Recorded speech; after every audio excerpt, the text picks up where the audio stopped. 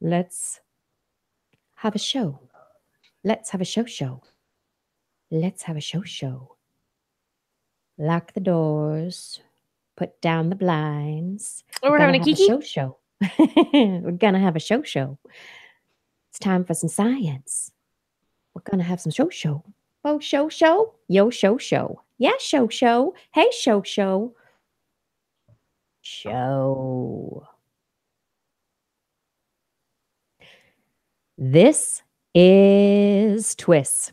This Week in Science, episode number 662, recorded on Wednesday, March 14th, 2018.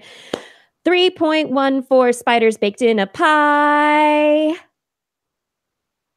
Hey everyone, I'm Dr. Kiki, and tonight we are going to fill your heads with a termite, ravings, and a galactic center. But first, disclaimer. In the brief history of time we have shared together on this show, we rarely have had to say goodbye to an as influential an intellect, as impactful as Stephen Hawking. Partly because that sort of intelligence is rare, but also because celebrity is so rarely linked to intelligence. Between the pregnant pauses of a 1980s synthesized voice, we waited with anticipation and often wound up astonished and amazed at the seemingly effortless communication of the immensely complicated, at the insightful, often whimsical talking tours of our universe by one who understood it better than most of us will ever comprehend. In his memory, we offer these moments of science, coming up next.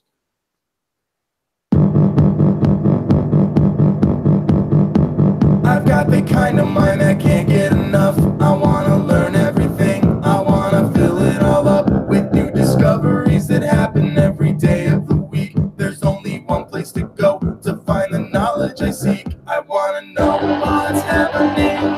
What's happening? What's happening this week in science? What's happening? What's happening? What's happening this week in science? Good science to you, Kiki and Blair.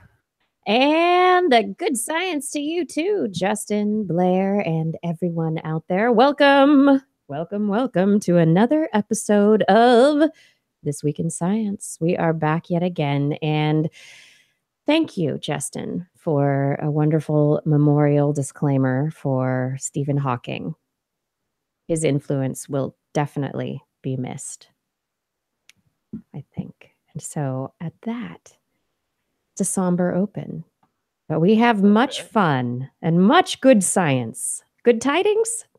Good science ahead.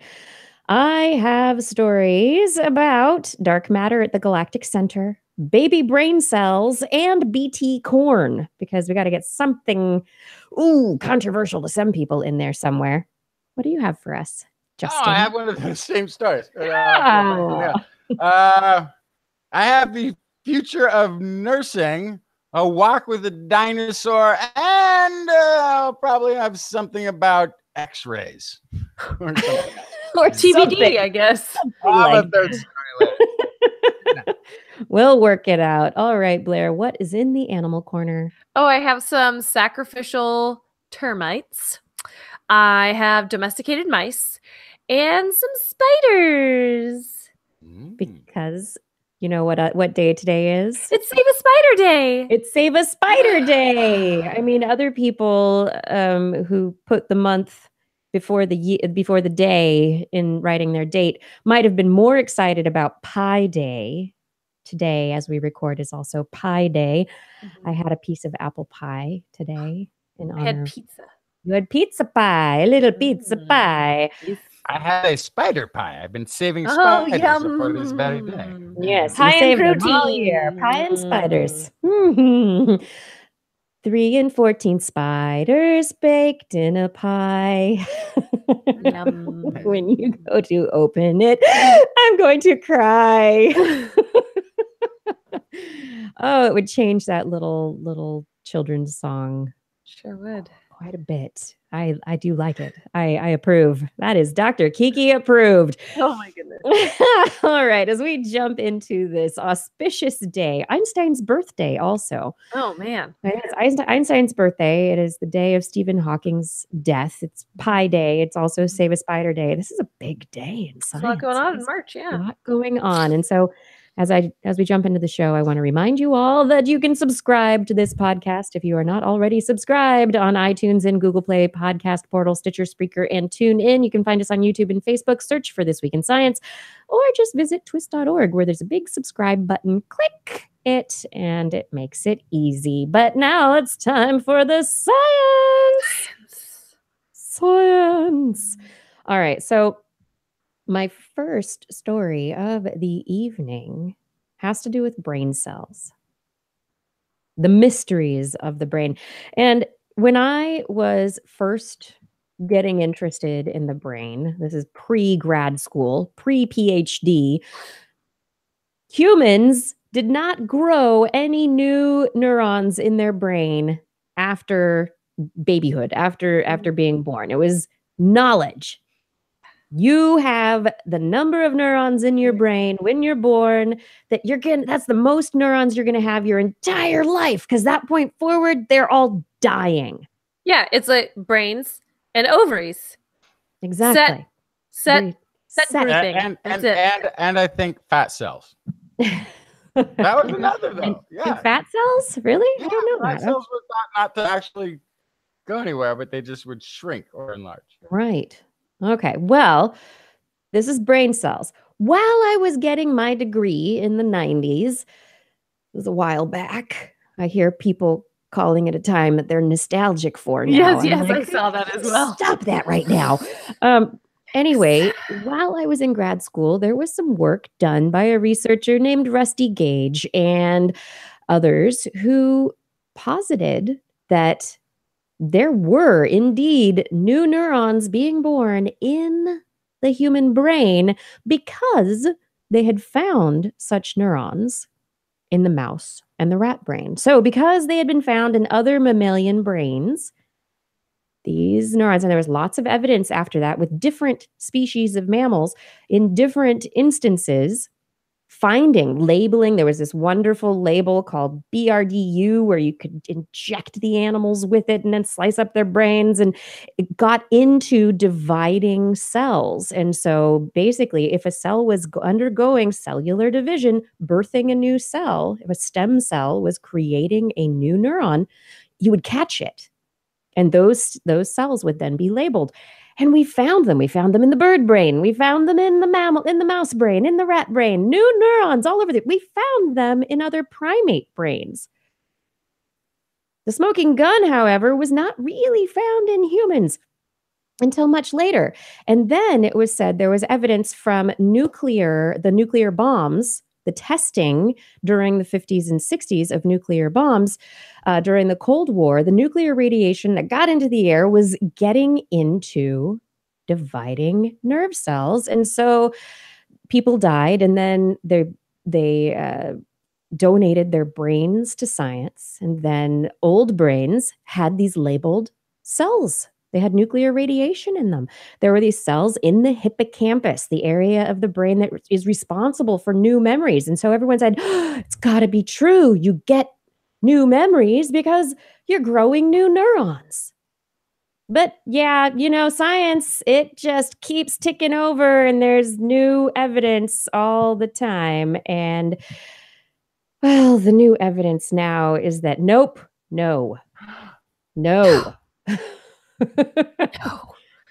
Adult humans do not get to have new neurons.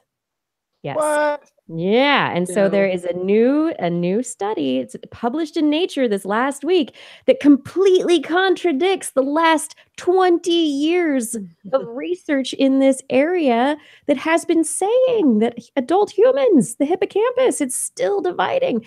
But what this new research out of the University of California, San Francisco, they used a different technique than has been used in the past. They looked at post-mortem and post-operation hippocampal samples from 59 people from fetuses at 14 weeks of gestation to 77 years of age. So looking at the span of years and the sample size, it's still not a huge sample, but it is across ages, and so it could be representative. They stained the samples with a marker, potassium 67, SOX1, SOX2. There are these antibodies that identify what are called neural progenitor cells, which are basically the brain nerve cell stem cells. And they also used a stain to identify young neurons. And they found that this area of the hippocampus called the subgranular zone that had been identified as this place of neurogenesis in the adult brain, that the progenitor cells don't hang out there during fetal or postnatal development, and that they are depleted in other areas of the hippocampus by age 7. Young neurons decrease in density from about 1,600 cells per square millimeter at birth to about 12 per square millimeter at age 7 to 2 per square millimeter by age 13. And there's absolutely no evidence from this study of young neurons in the samples from people over the age of 18. So we're talking bar and bat mitzvah rules here. When you turn 13, right. You're a man, you're a woman, no new brain cells. No new brain cells. Yikes. Yeah, so it was a really interesting approach that they have used. They've used these different antibodies, different markers. This is not, it's one study. So once, and again, limited sample size, 59 individuals is not a large number of those are going to be young individuals, and not the older individuals could maybe not be representative of what older brains actually are. Why are those people dead anyway? So, there are critiques of the study that can be made, but it does raise the question that maybe neurogenesis in the hippocampus of the adult human brain is just very rare. Maybe maybe it's an ability that the human brain has, but it just doesn't do that much. But then it leads to other questions, like if the human brain doesn't have neurogenesis, how come other mammals still do? Well, my first thing I'd want to figure out about that is, are their brains have the plasticity that our brains have? I mean, right. That's a great question. Yeah. Why would you need to have new brain cells if the ones you have function perfectly well and can be retrained to do new things? And it's not like, don't go worrying that you're not getting any more brain cells. You've got just as many as anybody could possibly need. If you're underutilizing them, that's your fault. You do something about it. It's not like you don't have enough to function. Okay. Or is it because we don't get as much brain damage as rough and tumble animals in the wild, and so we don't need new cells as much? It's possible. Creatures of habit.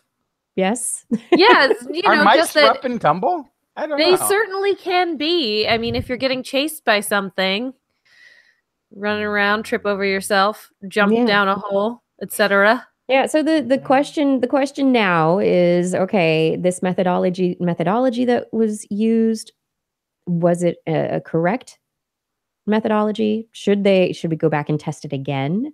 I mean, this definitely opens it up even more to the idea that if we want to know the answer to this, we really need to look again and figure out a really good way to do it. And then if similar answers result, then the question is, okay, like you brought up, Justin, is it because of plasticity? Maybe the adult human brain depends more on synaptic plasticity, which is changes in the connections between neurons as opposed to changes in density or number of neurons. So maybe there are differences. And then what does that mean for our brains and how they work compared to other animals? Really interesting questions, but yeah, as of now, forget it, people. Those new neurons. No, don't forget anything because you have no capacity to remember it again. I was going to say what we've learned is that we don't know about brains. Yeah, yet again, we still don't know. I mean, the problem is you can't very well go and say, hey, you're 35 and in the prime of your life and seem pretty healthy. Can I have your brain? Right. I want to see if you have new neurons growing. Or, hey, I want to give you this particular task, which will tax your brain and potentially lead to you needing new neurons to keep up with the new memories. So I want to give you this task, and then can I have your brain? Right. to see what changes happened. Better brain scanning technology, right? We need brain scanning technology that allows us to do things that we normally can only do by removing brains from heads. Yeah, exactly. That is what we need. That is what we need. So, and also more people donate your brains to science. Yeah, that would be cool. Absolutely. Kiki, you can have my brain the second I'm dead. Awesome. You know, a second isn't a long time. A long time from A now. lot of assumptions can be made. Well, I'm saying the second that for sure I am dunzos with it, then you can have it. Dunzos. There we go. Zos. All right. Moving on from Kiki brains. will be sending you a helmet packed with ice. Yeah. Right. Here you go, Blair. Can you please protect your brain? Sure. Yeah. Save My it for me. pleasure. Save it for me. All right. So looking into the galactic center, let's talk about galaxies. So researchers have been finding weird signals coming from the center of the Milky Way galaxy. And they thought, based on their data, that the signal that they'd gotten was from dark matter. Well, according to new research out of the Australian National University, nope, it's just not dark matter. It's just really, really old stars. There's a gamma ray signal that is coming from 10 billion year old stars that are hanging out near the galactic center. The researchers had a hypothesis that the signal was being emitted from thousands of rapidly spinning neutron stars called millisecond pulsars. And Dr. Dan Roland Crocker from the Australian National University Research School of Astronomy and Astrophysics says, at the distance to the center of our galaxy, the emission from many thousands of these whirling dense stars could be blending together to imitate the smoothly distributed signal we expect from dark matter. Millisecond pulsars close to the Earth are known to be gamma ray emitters. And so through their research, they ruled out this idea that the gamma ray signals were coming from dark matter and that they were actually coming from these really old stars. And so the dark matter theory is that there are these WIMPs, weakly interacting massive particles, that would be pulled by that supermassive black hole that's in the center of our galaxy, and there would be a lump of dark matter. There would be a clump of dark matter near the center. Mm-hmm. And that because there would be this clumping, the dark matter WIMPs would be crashing into each other occasionally and radiating these gamma rays. And so the Fermi Gamma Ray Space Telescope, which has been hanging out in orbit, has been looking at gamma rays, and the researchers says the signal that Fermi has found, it traces the distribution of stars in the galactic bulge, and ongoing observational and theoretical work is underway to figure out whether or not they're right, but they're pretty confident that they have found a signal from millisecond pulsars and not the collisions of dark matter at the galactic center. Mm-hmm. Also, weird news in galaxies. There's a story out this week that researchers looking at disk galaxies have found that all disk galaxies orbit in a timescale of roughly 1 billion years. Whether or not they are a small disk galaxy or a giant disk galaxy, if you are hanging out on one of the outer arms of a spiral disk-shaped galaxy, it's going to take you about 1 billion years to get around. So what is this clock? Why? Why would all of them spin? Why would all galaxies spin at basically the same rate? Or, I mean, some would have to spin faster and some slower based on their size, but A billion years. Why a billion years? The bigger you are, the faster it is. Why? I know. It's why? Why? The researchers are pushing the angle, or maybe it's the public information officers are pushing the angle of, oh, well, discovering this is going to tell us more about how the universe works. And why is there a billion-year clock ticking for all of these galaxies? That's what I want to know. I can guess, because gravity is a constant everywhere in the universe, and the larger the mass at the center of your galaxy, right? Maybe is tied to the increase in the speed of this disk. And if it shrinks, it'll move slower, but it'll look like a clock, but it'll probably be tied right to, gravity being constant everywhere in our universe, and not there being pockets of weird physics out there. Right. So it is showing us, basically what you're saying, it is showing us that there are not weird physics happening across the galaxy, that there is the physics that we use to describe our galaxy are the same across our galaxy. Although trying to set your watch by a billion-year clock, I know. not a very good watch. Mm-hmm. You just get one little tick the wrong way. You got to wait a long time for it to come back around. It's going to take too long. Yep. So there are researchers who are going to be using this new clock, the Swiss watch for space that they have discovered. They are going to be using it in the future. They're waiting for the Square Kilometer Array. It's a radio telescope that's going to be coming online in the future. And researchers say that when it comes online in the next decade, they're going to need as much help as they can to characterize the billions of galaxies these telescopes are soon going to make available to us. And so because of this work, knowing where a galaxy ends, that they have an edge to a galaxy where it ends, means we astronomers can limit our observations and not waste time, effort, and computer processing power on studying data from beyond that point. So because of this work, we now know that galaxies rotate once every billion years with a sharp edge that's populated with a mixture of interstellar gas and both old and young stars. Yeah. So characterizing the universe. We're in it. We're doing it. And people still complain or argue that Pluto is or isn't a planet. Mm-hmm. Yeah, big picture. Yep. Characterize it all. Justin, what do you have? Oh, is it that time where I would tell you about a story? Okay. What? No. We've had some recent decreases in the United States in age-related fatalities. Whether this is due to better medical care or improved health awareness and improved health habits, people are living longer. And so the demands for good nurses will also rise as people live later into their life. So to improve the future of nursing, we would do well to look to the past and clone us some Neanderthals. Seems obvious. Nurse.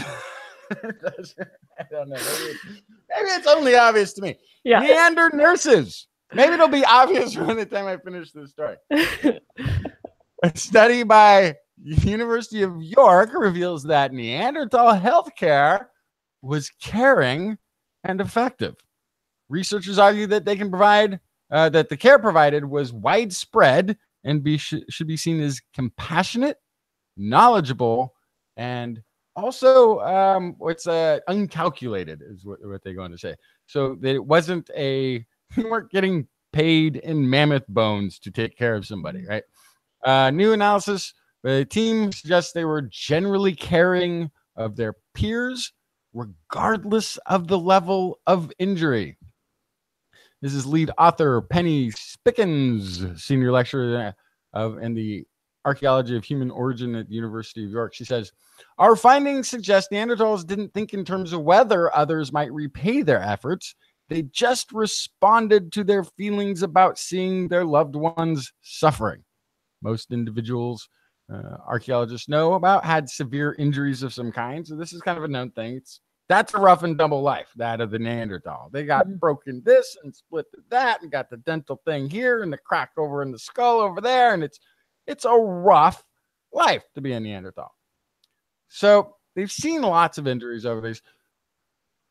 Some of the injuries are pretty severe and would be not just life-threatening in the moment, but would linger for years and years and years before death. They say in some of these cases, these injuries would have required monitoring, massage, fever management, hygiene care. The analysis of one middle-aged male around 25 to 40, it's a pretty big range, at the time of death revealed get a catalog of poor health, including degenerative disease of the spine and shoulders. They, based on the skeletal structure, they say his condition would have sapped his strength over the final year of life, 12 months before dying, and severely restricted ability to contribute to the group. Yet, the authors of the study argue he remained part of the group as his and was eventually carefully buried. So, quite a bit of care taking place on the Neanderthals. And because we're going to need more healthcare workers in this country, it just seems obvious that we would therefore have a reason to clone Neanderthals. There's some things that modern day nurses do that maybe the Neanderthals might have trouble with, you know, like heating up that thermometer to just the right temperature, or you know, finding a nice vein for fluids. I think you have a still harbor a prejudice about Neanderthals. I think they will surprise you when we one day get around to bringing them back. We'll see. Yeah. Compassion, though. And we also found out they were the ones responsible for the cave art. I think it's actually going to turn out that we're the brutish ones. They're going to be like, oh my gosh. They're the bonobos to our chimpanzees. Say, yeah. I think so. I think that might be the case. I mean, it makes sense. Absolutely. Well, maybe they'd be good nurturers, good preschool teachers, good teachers in general. It's the nurturing aspect, yeah, right? You know, and it's really.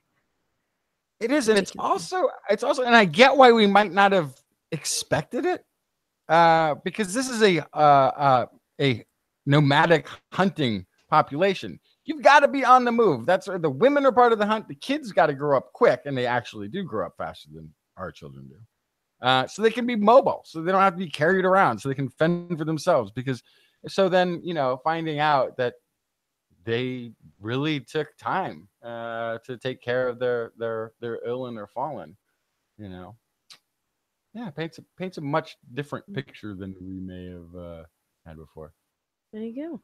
I don't know. I mean, I think we were talking last week, I think, about elephants and other animals. Was it last week, 2 weeks ago? I don't know. But we were talking about animals showing mourning for the dead and paying tribute to the dead, or at least going and talking or looking at skulls and other things, you know. If animals, social animals, can have some kind of compassion, you know, you raise young, you have a long developmental period where that baby, that offspring is tied to the mother. There's got to be some amount of social dynamics that are just tied in there it started a long time before Neanderthals were even on the scene, that this kind of compassion for the wounded, compassion for the sick and the dying, the elderly, with the babies, the elderly within your social group, within your tribe. And Neanderthals were definitely tribal. So I think it makes sense. I don't think it's surprising. Yeah, there's a bunch of things happening there. I mean, of course, there's the basic fundamentals of altruism and the idea that I'm taking care of you because if I get sick, I want you to take care of me. Yep. tit for tat. Absolutely. And there's this expectation that it's almost borderline communist, right? Where you're paying into this kind of communal goodwill. And so the expectation is to be a part of this society, you take care of sick people, because at some point you might be one of those sick people. So as long as you're not a sick person, you have to help hold everyone up. So yeah, and that's a typical human calculated way to look at it. I think the Neanderthals just loved each other. I think they Oh, it was all love. Yeah. love with the Neanderthal. Love is the answer. They sang Of course. kumbaya. So I mean, we're generalizing as soon as we learn something specific about the Neanderthal to humans. I don't know that they were around for 400,000 years doing this kind of stuff. I don't know that the humans, 100,000 years ago, did more than drag our sick and elderly into a cave and left them there. Right. Really Quarantine. Goodbye. really have all that. Yeah. Oh, was that a call? Get out of here, Steve. Yeah. You're gone. You're banished.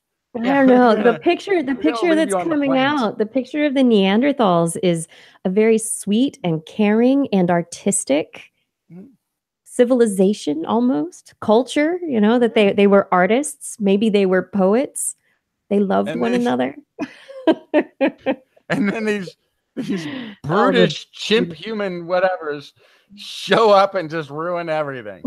Oh, humans, you ruin everything all the time.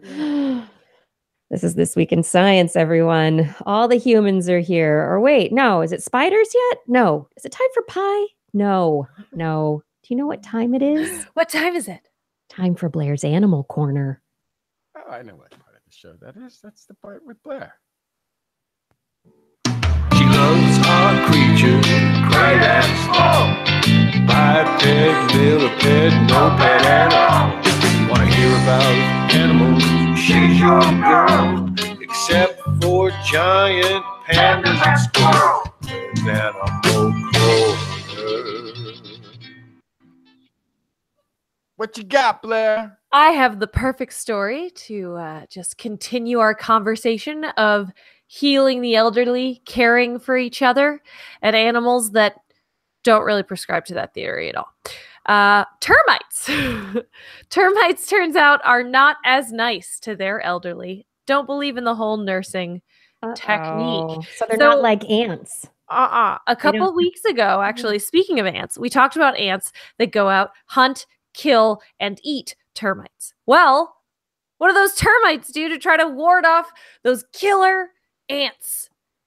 They protect their nest. And there are different types of termites in the group. They have these different task-based castes inside of a termite colony. And there are soldiers. Soldiers are sterile. There are males and there are females. And their job is to protect the nest. Make sure that the king, queen, breeders, other caste items in the nest do not get taken and eaten by these ants. So the soldiers, they have devoted their life, whether they like it or not, to defending the nest. There are, as I said, male and female soldiers. There are also young and old soldiers. And we have now found in a new study that the way soldiers behave change drastically during their lifetime. They don't get better at fighting. They don't get worse at fighting.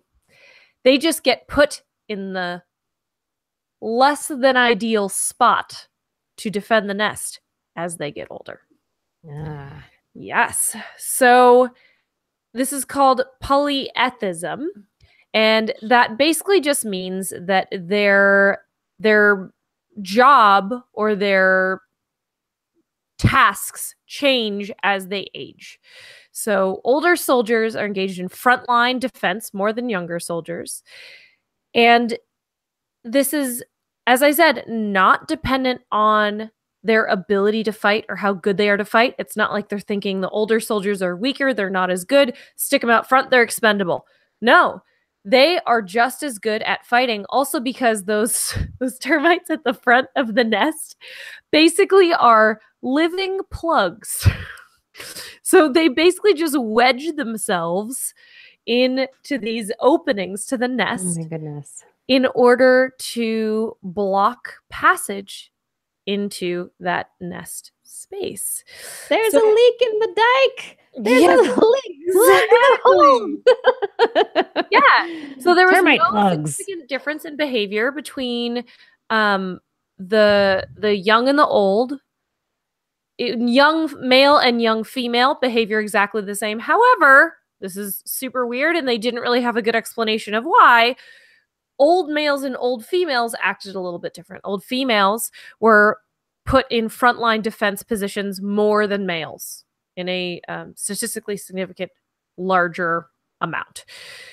But we don't have a good reason of why that would happen because they're both sterile. So for whatever reason, females are getting stuck out there out front more, but overall, older termites are getting stuck out the most. Well, how about they're not getting stuck out there? They're like, come on, you guys, keep up. And they're putting themselves out there on the front line. So, good point. What they did actually is they took cardboard nests in a lab. They had a cylindrical chamber at the entrance. They had 2 soldiers and 5 workers placed in the nest chamber and watched them over time. An hour later, they recorded the position of each soldier. And then a single predatory ant was placed in the petri dish. So then they watched what happened after that. They compared the defensive rates, the number of soldiers defending at the nest opening per number of trials, between old and young soldiers of each sex and between male and female soldiers of each class. They performed 5 to 20 replicants for each treatment for each colony. So this is a good number of tests. And they repeated it using 5 different colonies. And what they found was that old soldiers showed defense behavior at the nest entrance more often. So you're right, it is not influenced as much by other ants. It's what they just did. So, You know, they're termites. yeah. So they just go out there. It's not like they're being pushed out by the younger ants or the younger termites. They're going out there on their own. So this is weird because the expectation is that it's because since their ability to fight does not decrease over time, but their life expectancy is a very clear number, that termite soldiers exhibit age-based task allocation consistent in what's called life history theory, that age polyethism is profitable when safer tasks are performed earlier in life and when associated with higher age-related mortality. So basically what that means is they don't want to risk a termite that they just raised from a pupa to getting killed right away on the front lines. They want to take that investment in the initial being to as close to their life expectancy as they can. So it would make sense that you don't want to raise a baby just to have it disappear after its first time out fighting and protecting the colony.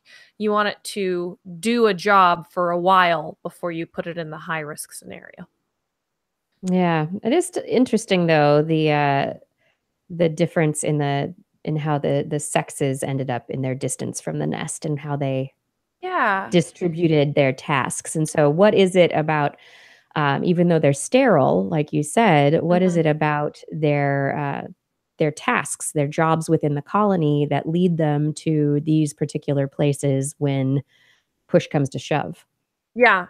So that's something that definitely needs more study, because it could be that the females are larger or smaller in this particular type of termite in the soldiers, or it could be, hormone related. It could be any number of things. There's no way to know exactly in this moment why there's this weird outlier, or it could be an outlier.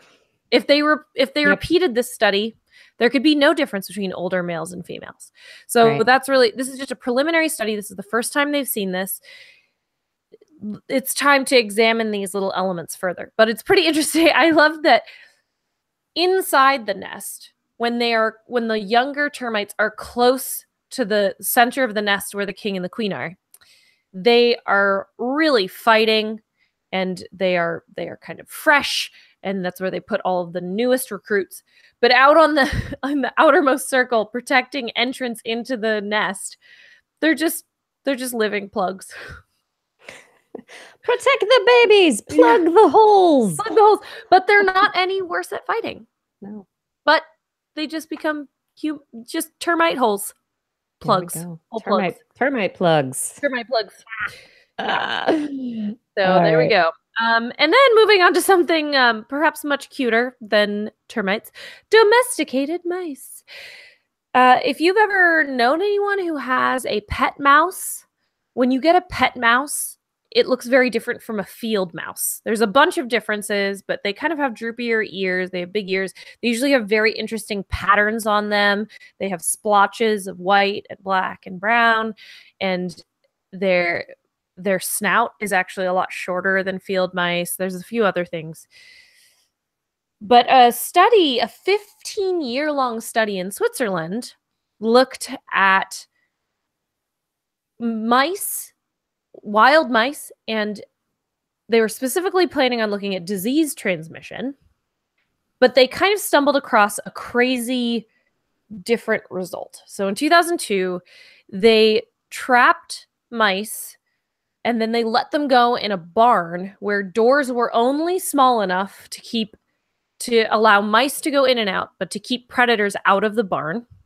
They supplied the barn with food and water.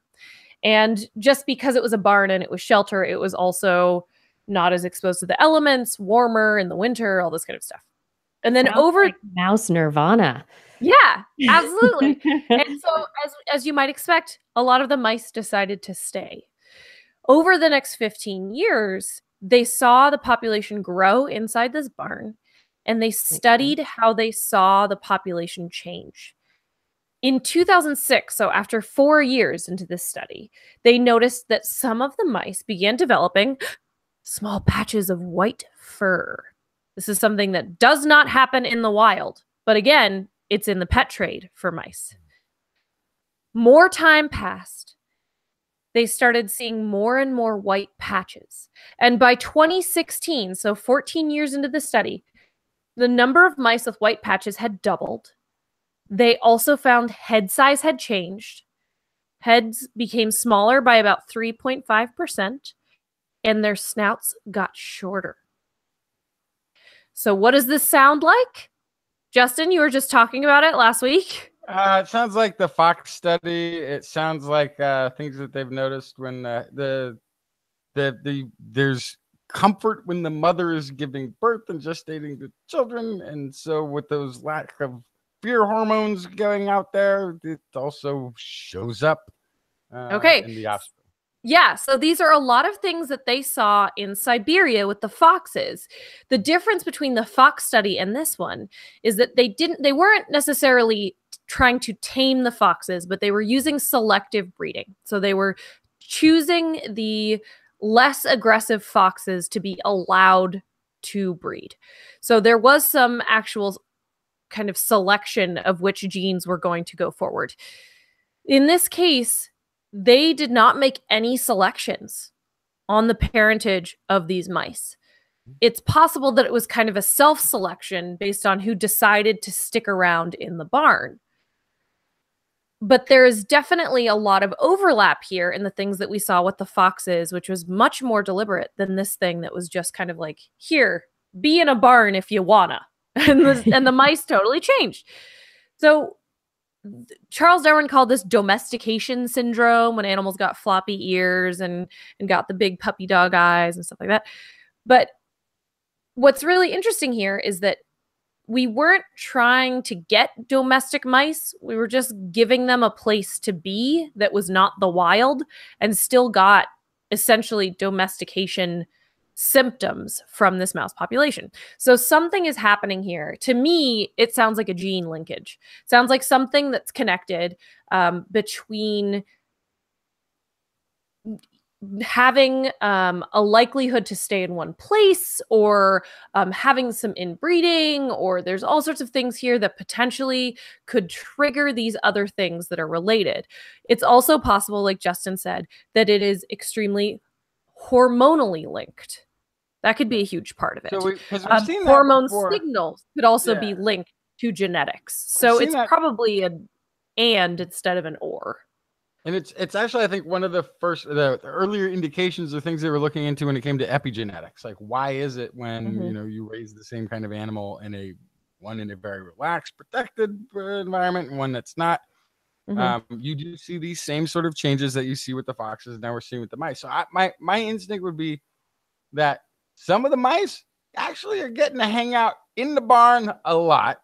When a mother mouse is pregnant, she's not worried that the cat's going to sneak through the door or that a hawk is going to come down and grab him, you know?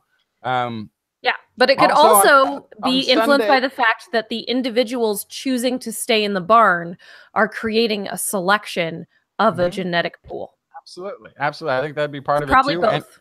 And if you've ever been to one of their Saturday farmers markets that they throw in there, they're pretty fun. There's a lot going on in that barn. Yeah. It's an exciting place. That's Absolutely. An thrilling, exciting little mouse barn. Oh. Yeah.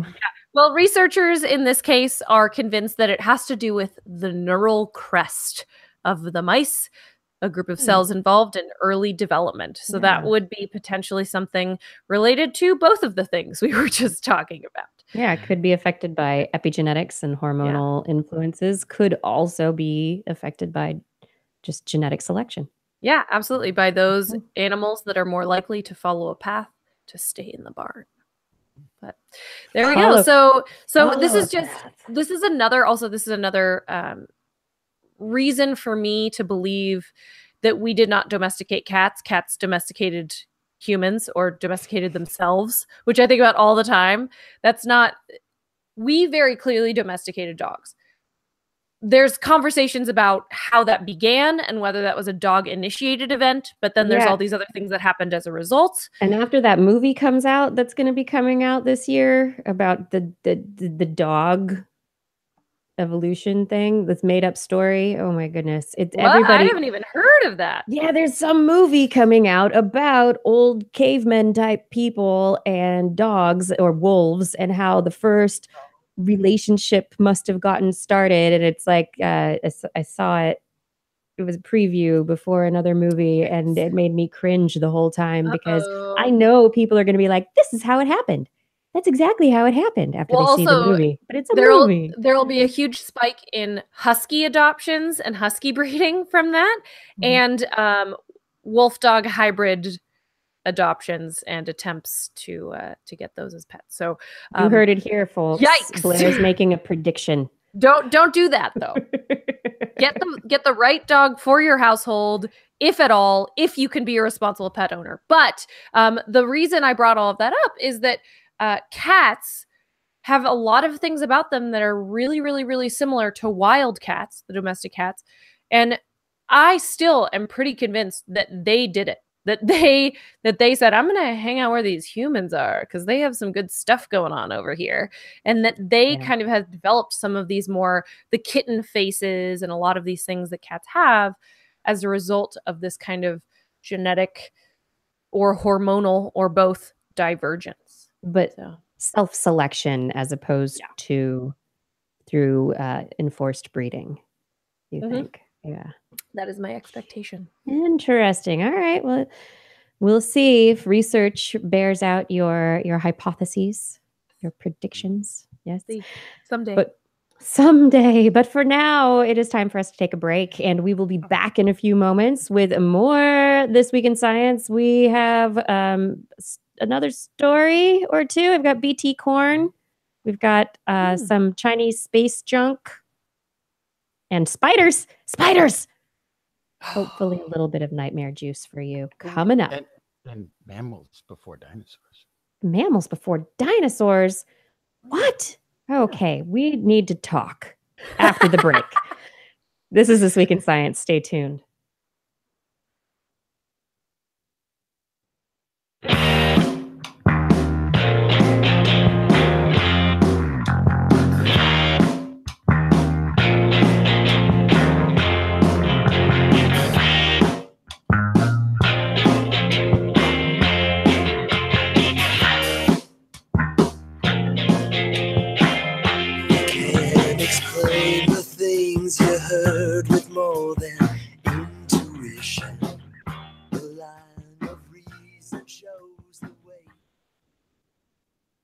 Hello, everybody. Thank you so much for hanging out with us and enjoying the science. We do love coming back week after week after week, and we hope that you enjoy coming back week after week after week. But to keep this show running, we need your help. That's right. We need you, not just to listen. Oops, I'm throwing things around over here. Not just to listen, but to help us out to grow the show, to help us hit our bottom line, make sure we can pay our bills so that we can keep this going week after week after week. So, if you would like to help, here are the multiple ways you can do so. First, head over to TWIS.org. TWIS.org is the place for all things TWISy. It's got links to most of the things in the TWISiverse, right? The TWIS universe. First off, if you are not subscribed, please hit that orange subscribe button on the TWIS.org website and subscribe to us, the audio podcast, either on iTunes, the Google Play podcast portal, or we've also have a link there to our YouTube channel. That's right. Please subscribe in one or all of these places. Subscribe to us on YouTube so you can get the video. Subscribe to us on either iTunes or Google Podcast Portal so you can get the audio podcast week after week after week. That's right. Now, if you would like to share TWIS with the world, tell people about your love of TWIS. One way you can do that is by wearing or using things with the TWIS logo. Click on that Zazzle store link in the main TWIS header bar. It'll take you to zazzle.com/thisweekinscience, which is where we have all sorts of neat shirts and pillows and cell phone covers and wrapping paper and stamps and tote bags, many things, mugs, hats. You want cool things with the TWIS logo or with neat Blair's Animal Corner calendar art? The Zazzle store is where you go, and a portion of the proceeds supports This Week in Science and helps us pay our bills. So buy the things, wear them proudly, be clothed, and enjoy sharing the TWIS. Also, a way that you can help out is by donating, by supporting us financially. You can directly help in the ongoing production of TWIS. Click on that yellow donate button on the sidebar. It says support TWIS, donate. Click there. It'll take you through a PayPal interface that will allow you to donate one time an amount of your choice. If you click on any of the recent episodes, the show notes, you can see all of the links to the stories and notes about our What Has Science Done for Me Lately segment of the show. Scroll all the way through that. Get to that, the pink buttons. Those will allow you to donate in an ongoing fashion, $10 a month, $5 a month, $2 a month, recurring, ongoing, using the PayPal interface to help support TWIS. So click on one of those pink buttons if you would like to support us through PayPal now. If you would like to join our Patreon community, click on the Patreon link at the top of the page. Become a patron. Click on that button, become a patron, and help us reach our goals of monthly income to pay all those bills. That's right. We got to pay all the bills. Tax man coming. Become a patron at a level of your choice. That's right. Click your level of support. You will be charged once a month at whatever level of support you choose. And that will just be charged once a month in an ongoing fashion. And you will know that you are helping TWIS keep going. And you will be a part of a cool little community where you can communicate with each other. You can talk with us. We do special things on Patreon every once in a while. And we send you things. So consider that. And finally, if you are just, interested in helping out, but you don't really know how, you know what? Tell people about TWIS.org.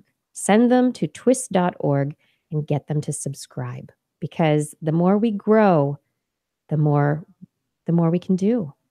And it's all about you helping us do that. So you can support us through buying our products on Zazzle.com. You can support us by donating either at PayPal or Patreon through the links on our pages. Please do that.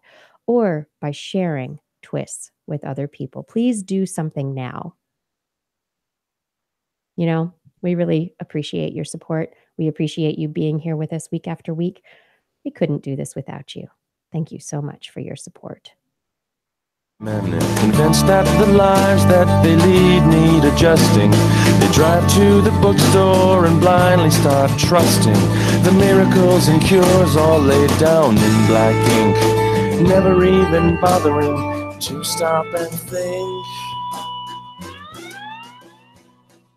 And we're back with more This Week in Science. Oh, yeah, we are back.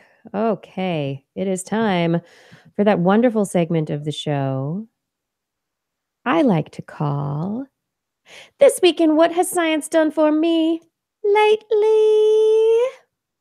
What has it done for you? What has it done for you? Our letter today comes from Rug. Rug writes in and says, "Hi, Dr. Kiki. First, I would like to say that I love the show and have been listening for years. I don't have the financial means to donate, but I try and get everyone I know to listen to the show. Thank you, Rug. Now, on to the topic at hand. First off, I would not be alive without the involvement of medical science. Apparently, my mother and I did not get along too well during gestation. Without the help of doctors and advances of medical treatments, I would likely have died before I was born. When I was a kid, I spent most of my time reading science fiction. I was always more drawn to realistic sci-fi, such as Arthur C. Clarke, a trait I have yet to outgrow. Thus, I have multiple decades of entertainment and thought-provoking stories.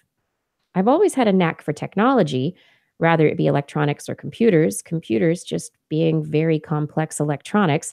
Thus, I've spent most of my adult years in the computer repair field. The advances in physics and technology have left me in a perpetual state of learning, something I enjoy way more now than I did as a kid.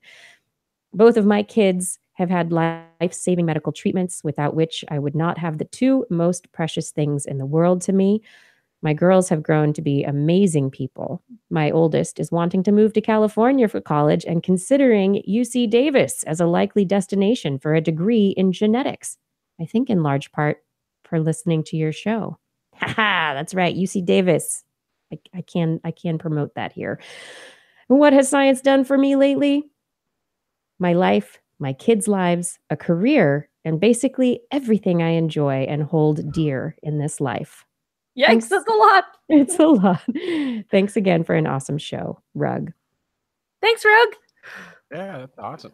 Yeah, Science UC is- Davis is a great place, a great university. It's a great university, especially genetics is fantastic at UC Davis. I can recommend some great researchers there. Jonathan Eisen, I'm looking at you right now. Well, I'm not, but I'm calling you out. There are some wonderful researchers at UC Davis. But beyond that, yes, a life of science, entertainment, life, children's lives, careers. Wow, it is a lot. Thanks for writing in and sharing. Really appreciate it. And everyone out there, if you would like to share, please do. We need to keep this going. We need you to write in to let us know what science has done for you lately. If you don't write in, I will have nothing to read. And then this will just be a boring couple of minutes of silence on the show. This weekend, what has science done for me lately? You don't want that. You don't want that, do you? So write in, you guys. Heard it here, Science has done Kiki's- everything it can do. Yep. Show's over. Nothing to Show's talk over. about. Good night, everybody. That is a promise from us to you, dear listener. 2 minutes of silence. That's right. So you can email me, Kirsten, Kirsten, at thisweekinscience.com, or leave a message on our Facebook page, facebook.com/thisweekinscience. Keep this segment of the show going. Help us out. We need your stories. Justin, I need your story. What you got? Yeah, there's a rediscovered fossil collection from a 19th century hermit. This is fossils originally collected in South Africa in the 1870s by Alfred Goga Brown. Brown was an amateur paleontologist and apparently, as the story is indicating, a hermit, which is actually kind of a hard thing to be known for if you think about it. Right? like Like, I know that if you're the hermit, you know that you don't go out much, that you stay home and that you are alone much of the time. But how does everybody else know that? Because they would just know that you're not where they are. Are they assuming that he didn't have a social life that they just didn't know about? I don't know. But somehow he was enough of a hermit to have gotten that tag that now 148 years later, people are still talking about the fact that he was a hermit. Goga spent years trying with little success to interest European researchers in his amateur paleontological discoveries. Eventually, he packed up everything and shipped it to the Natural History Museum in Vienna back in 1876, where they were deposited apparently in the museum's vast collection, so vast that nobody bothered describing these bones, these fossils. Like, They just hadn't gotten around to it yet. Yeah, it's like what is the Natural History Museum in Vienna? I'm picturing that's where the Ark is. That's actually the shot you see at the end of Raiders of the Lost Ark, where they've got all those crates that nobody's ever opened.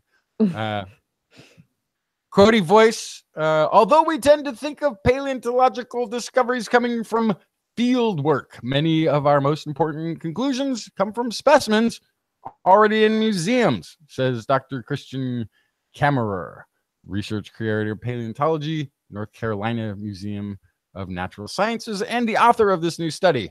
I knew, Quotey voice continues, the Brown collection in Vienna were largely unstudied, but there was general agreement that this late Triassic collection was made up of only dinosaur fossils. To my great surprise, I immediately noticed clear Dicynodont jaw and arm bones among these supposed dinosaur fossils, says Kammerer.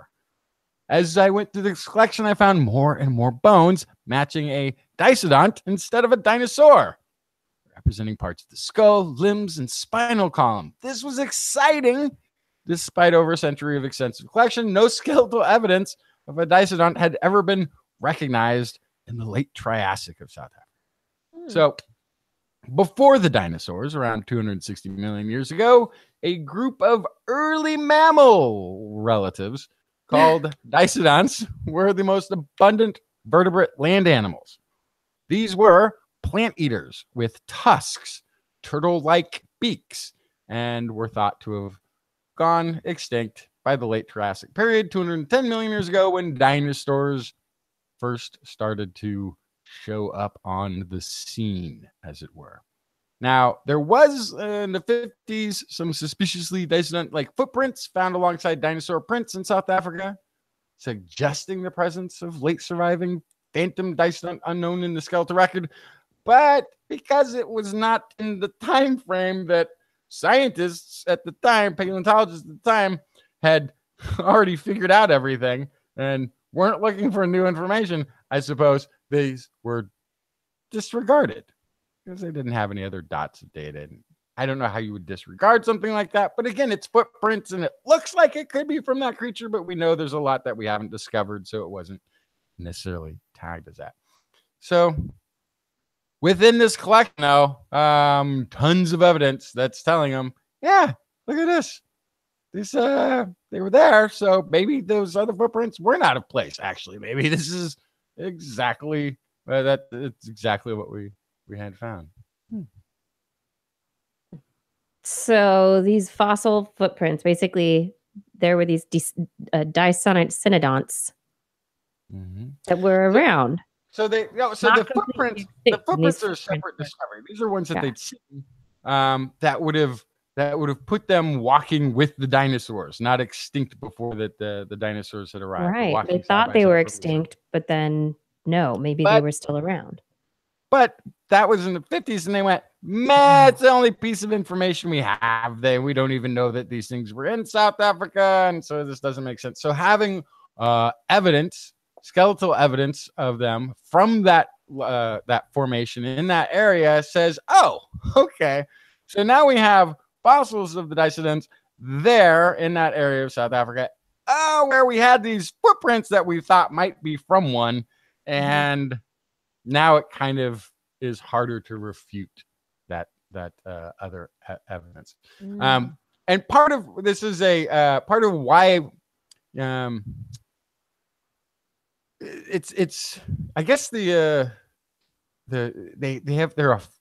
like 5-toed, I guess is the thing. Well, let's see. The only evidence of Dicynodont South Africa late Triassic was from questionable footprints, a short-toed 5-fingered track named Pentasropus incredibilis, meaning incredible 5-toed lizard foot. So, which is how creative it is when you break it down. But so yeah, this is a rediscovery of a newly described Dicynodont, and it's being named Goga's 5-toed lizard, Pentasaurus gogai. Mm. And they named it after the guy, the hermit. That's sweet. So they didn't go completely extinct. They were hanging out a little bit, but I mean, there were little mammals that the mammals were not Little shrews. There were shrews and stuff around during the time of the dinosaurs. The big ones, the big mammals were the things that were not dominant, right? And so the Dicynodonts probably faded away a little bit.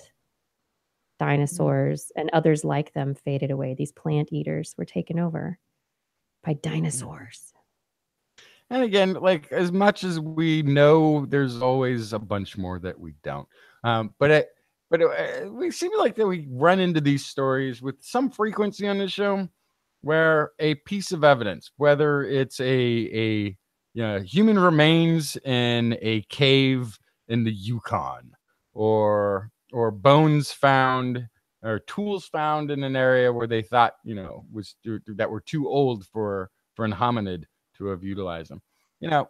We find this evidence long before we come to our ultimate conclusions, but it's interesting how easily evidence does get pushed aside if it doesn't fit the sort of narrative, the outlying data. And we always understand this. We have all this data that seems accurate and it's precise and it all makes sense, and we can back it up. And then we have these outlier pieces of data that are nowhere near where all of our accurate data is. We can disregard them in most types of science and most types of things we're looking at. But over and over again, especially in the origin of the growth of our planet from species and human evolution, whenever we have one of these outliers, I think we really need to focus on it and understand that it probably just means we're missing a big rest of a story that goes along with it. Yeah. Well, if you think about it, when you dig for fossils, right, you're digging in one spot over an entire world. It's like a pinhole into the picture of what our world looked like. So you see fossils in a particular dated zone, and you estimate from that when they're around. But it's very easy then to get an outlier and have to adjust that expectation for your timeline. And some people are very good at taking that information and folding it into what they know and adjusting from there. And I feel like to be a paleontologist, flexibility is helpful because there is only that pinhole lens of your dig site or the fossil that you found in that one place. And I also wonder, though, I mean, again, this is back in the 1800s. If Goga Brown's collection and the things that he had there were overlooked because he was an amateur, because he wasn't, a faculty at the universities he was reaching out to, because it wasn't their field work, I guess, that they would be claiming, that they would just be identifying somebody else's discovery. Like, you kind of wonder if all that sort of plays into it too. Which we're entering into a really cool age of people, normal people, citizen scientists, making discoveries and making contributions to science as a whole in a way that we never have seen before. You know why? It's because of overpopulation. There are people everywhere. It's that. It's also technology. It's also understanding that a piece of data can be a piece of data, even if it's not collected by an academic. I think it's really amazing that science is for everyone now. Absolutely. It's why we're here. And I wanted to clarify. I got caught up on Justin's comment that it was a mammal. It's not. Dicynodonts are not mammals. They were mammal-like reptiles. They're part of a group called therapsids. And so they had legs that in the front that were kind of bowed inward with their feet coming inward like a lizard, and then legs in the back that went more straight forward, back and forth like mammals. And they don't know though whether or not they had fur. They don't know. So, but they were not mammals, mammal-like therapsids. So I do sometimes forget where I am in this timeline. So maybe it's not discovered yet that that's a relative of mammals. But eventually in time you'll catch up to where I'm at on this story. So and actually, yeah, in the story that I read from, which is on Phys.org, they described it as a relative of mammals. Yes, it is one of the therapsids, our ancestors. It's a group of organisms known as synapsids that includes mammals and their ancestors. Correct. And I did a qualifying statement in you might have missed that part. I just got caught up on it and I'm like, mammals, they weren't really around yet, but yeah. I had a qualifier. If you've been listening carefully. Qualified. Sometimes I get stuck on words and yes. I did distinguish that they were mammal related. All right. Related, relatives. Relatively similar to mammals. Early mammal relatives. There we go. All right. Let's move on. You guys want to hear something corny? Of course. Is it going to be about corn? It is going to be about corn. So people debate now the usefulness of BT corn. People have debated whether or not this GMO corn that has been engineered to contain a pest control element, the BT element, whether or not it's doing what it should be doing, whether or not it's harmful to people, what's going on? But really, from what we've seen, it's pretty beneficial. And now another study has come out looking at data from 1976 to 2016. It's looking at trends 20 years before and up to 20 years after the adoption of BT corn. And they say safety of BT corn has been tested extensively and proven, but this study is about effectiveness of BT corn as a pest management strategy and particularly benefits for off-site crops or different crops in different areas than the BT field corn itself.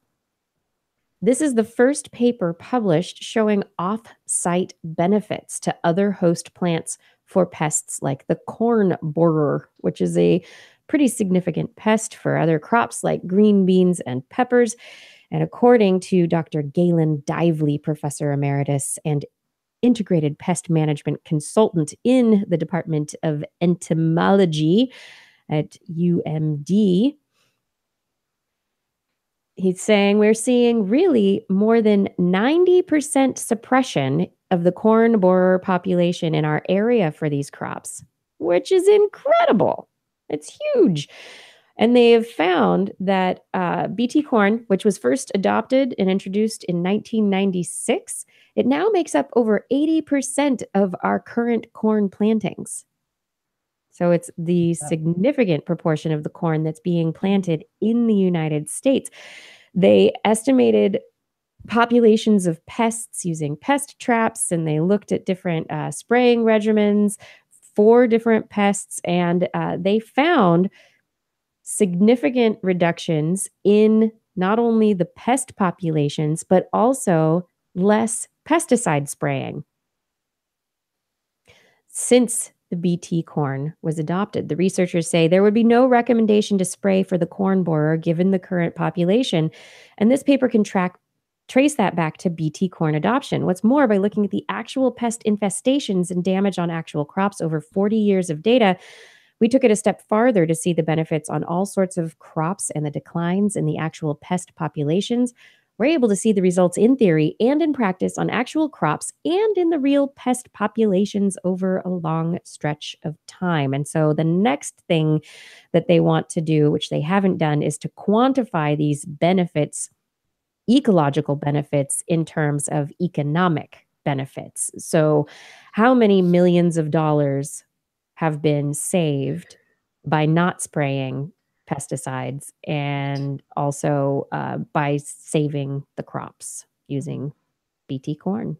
Yeah, not to mention the ecological services of not dumping pesticides into the waterways. Also, let's just remember there's corn in pretty much everything.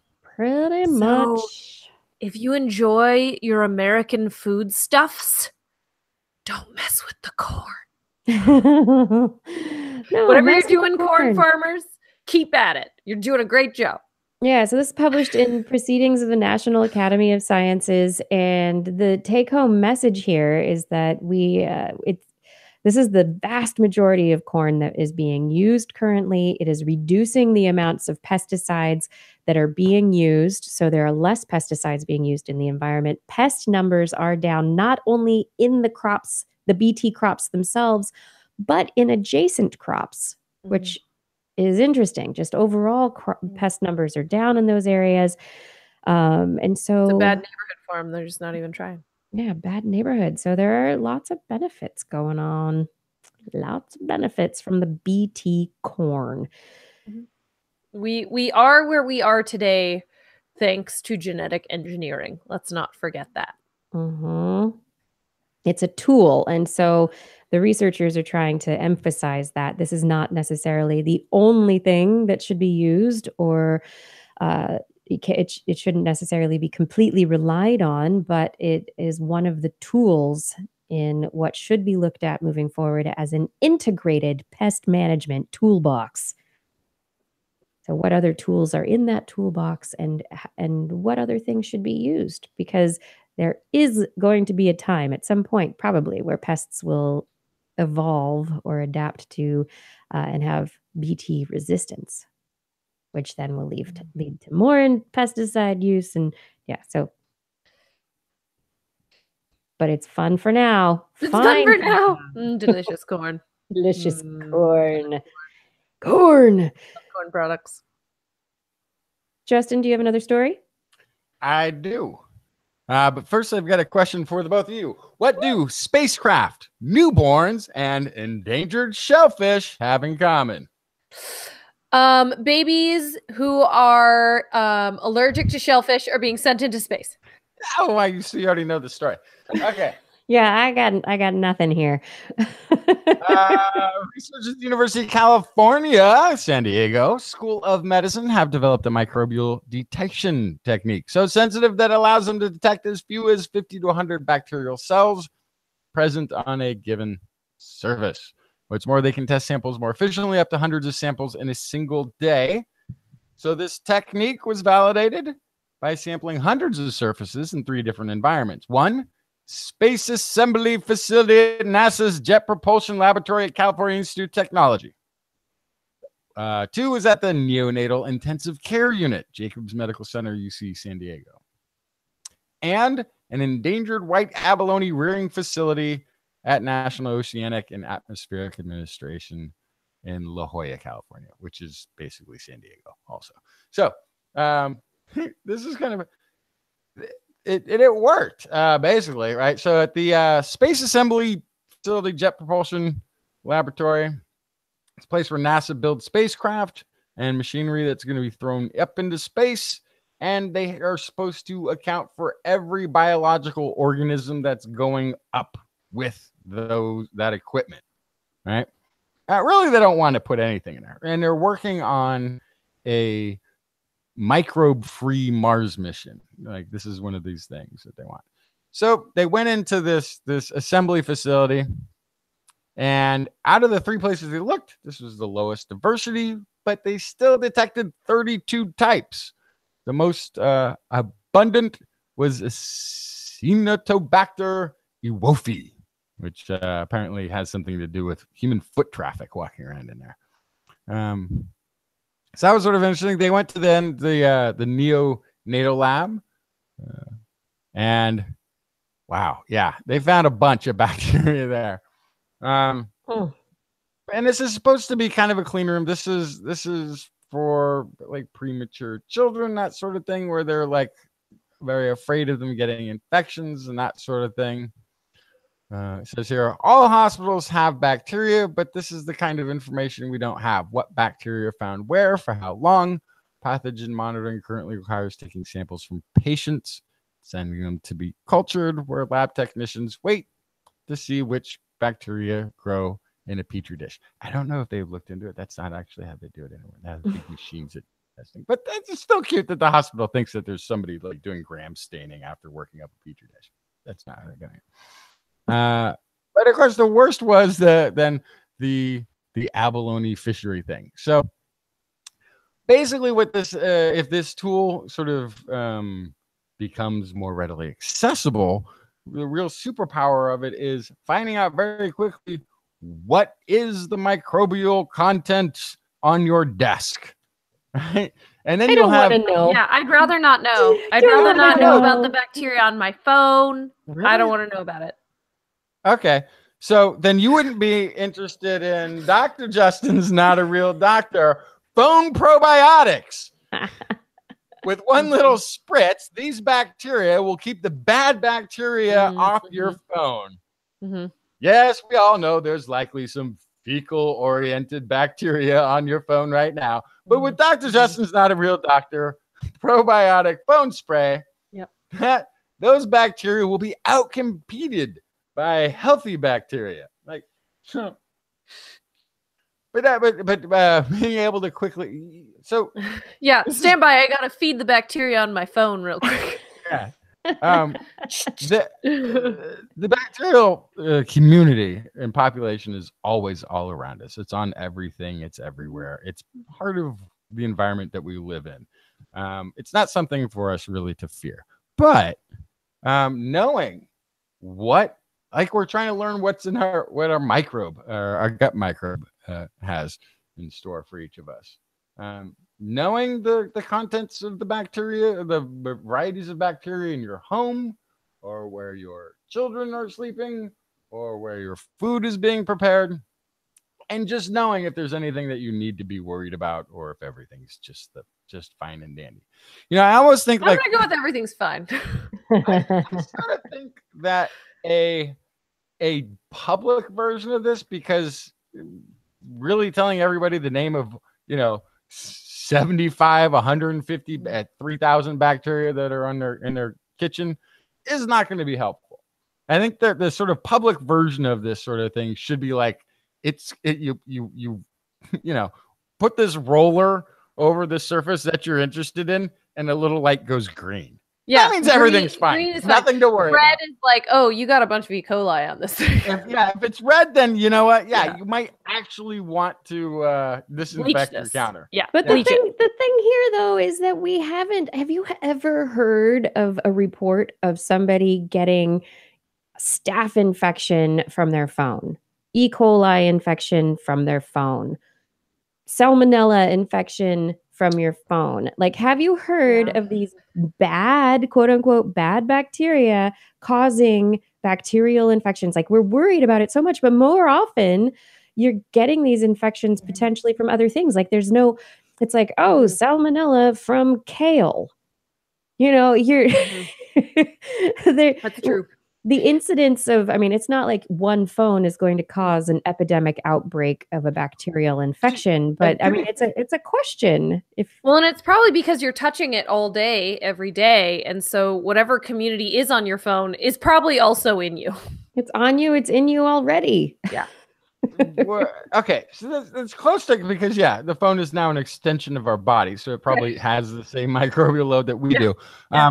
However, it is in contact mostly with our fingers, with our hands, right? And our hands are the way that we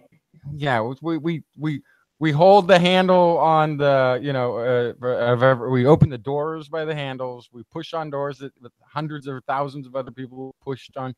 We grab the rail on the subway or on the bus. We shake hands with people that we meet when we're out and about. That's kind of like if there's anything and you transmit it there, and it's able to grow on your phone. Now, it's only a few microbes when you touch the door handle were transferred, but now it's on your phone. It found a little crevice, and now they're growing. Oh yeah, but I mean, we know our phones are dirty. I mean, if we were to swab our phones, there would be so much disgustingness, and you'd be like, "Oh my God, it's so dirty." But we're still touching our phones all day, every day. You're touching door handles all day, every day. You're touching things all over the place, and I honestly. Yes, there is transfer of stuff that can be bad, but there is yet to be a direct link. Yes, we have our dirty phones, but we have dirty everything else, and we are touching it all. I think the big thing for infection of that's not like, oh, I brought my phone into the hospital and dropped it in my gaping wound and then got a staph infection. No, I mean, it's more like I bought these tomatoes at the store. They came from an organic farmer. Why an organic farmer? It doesn't have to be an organic. It doesn't have to be, no. But I've got these tomatoes, and I want to test these tomatoes to find out if they have anything on them because, they've come from a place that, or I've got this stuff that maybe was processed in a facility, and I want to know if the facility is clean. The stuff I'm putting in my body. You hear more about people getting really terrible infections from, unknown, food sources than, is it the bus? Is it your phone? Is it a door handle? I don't know. Things are dirty, but there's no direct line other than, and it's not going to help you. It's dirty. Your phone is dirty. Door handles are dirty. Knowing that they're dirty is not going to help you. Knowing the species of bacteria that are there, not going to help you. Right. Just go wash your hands. It could help hospitals. That's absolutely something it could help hospitals. Because you can identify what areas you need to get better at cleaning. It can identify if somebody suddenly is not doing as well as they were, what to test for. There are lots to test for somebody's cell phone. Yeah. Or in a so kitchen, or in a lab. Or yes, definitely. When there's confounding variables and there's things to test for. I would say the really exciting application of this is the hospital. I would say hospital, and also potentially places where food is prepared. Yep. For restaurants, for cafeterias, hospitals, I think. Oh yeah. The health inspector, when they visit the restaurant, could bring their own little testing kit. That's great. Not just bacteria, but the species of bacteria.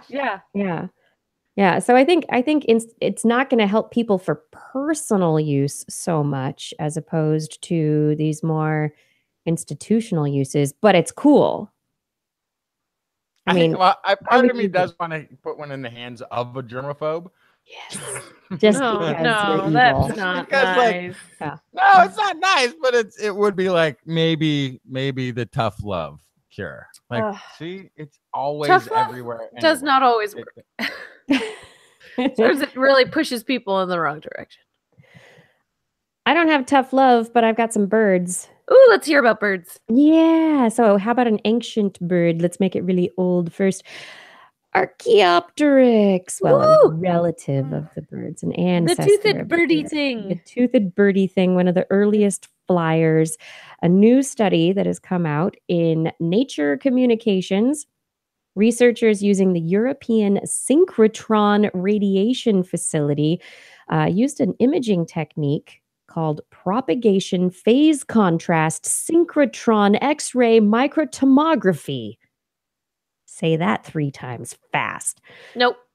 And anyway, paleontologist Dennis Wooten was using this microtomography technique to look at cross sections of the humerus and ulna bones of Archaeopteryx fossils, and they found that these bones were really densely packed with blood vessels and had a thickness similar to flying birds. And so the researchers find that the bones of Archaeopteryx plot closest to birds like pheasants that occasionally use active flight to cross barriers or dodge predators, but not to those of gliding and soaring forms, such as many birds of prey and some seabirds that are optimized for enduring flight.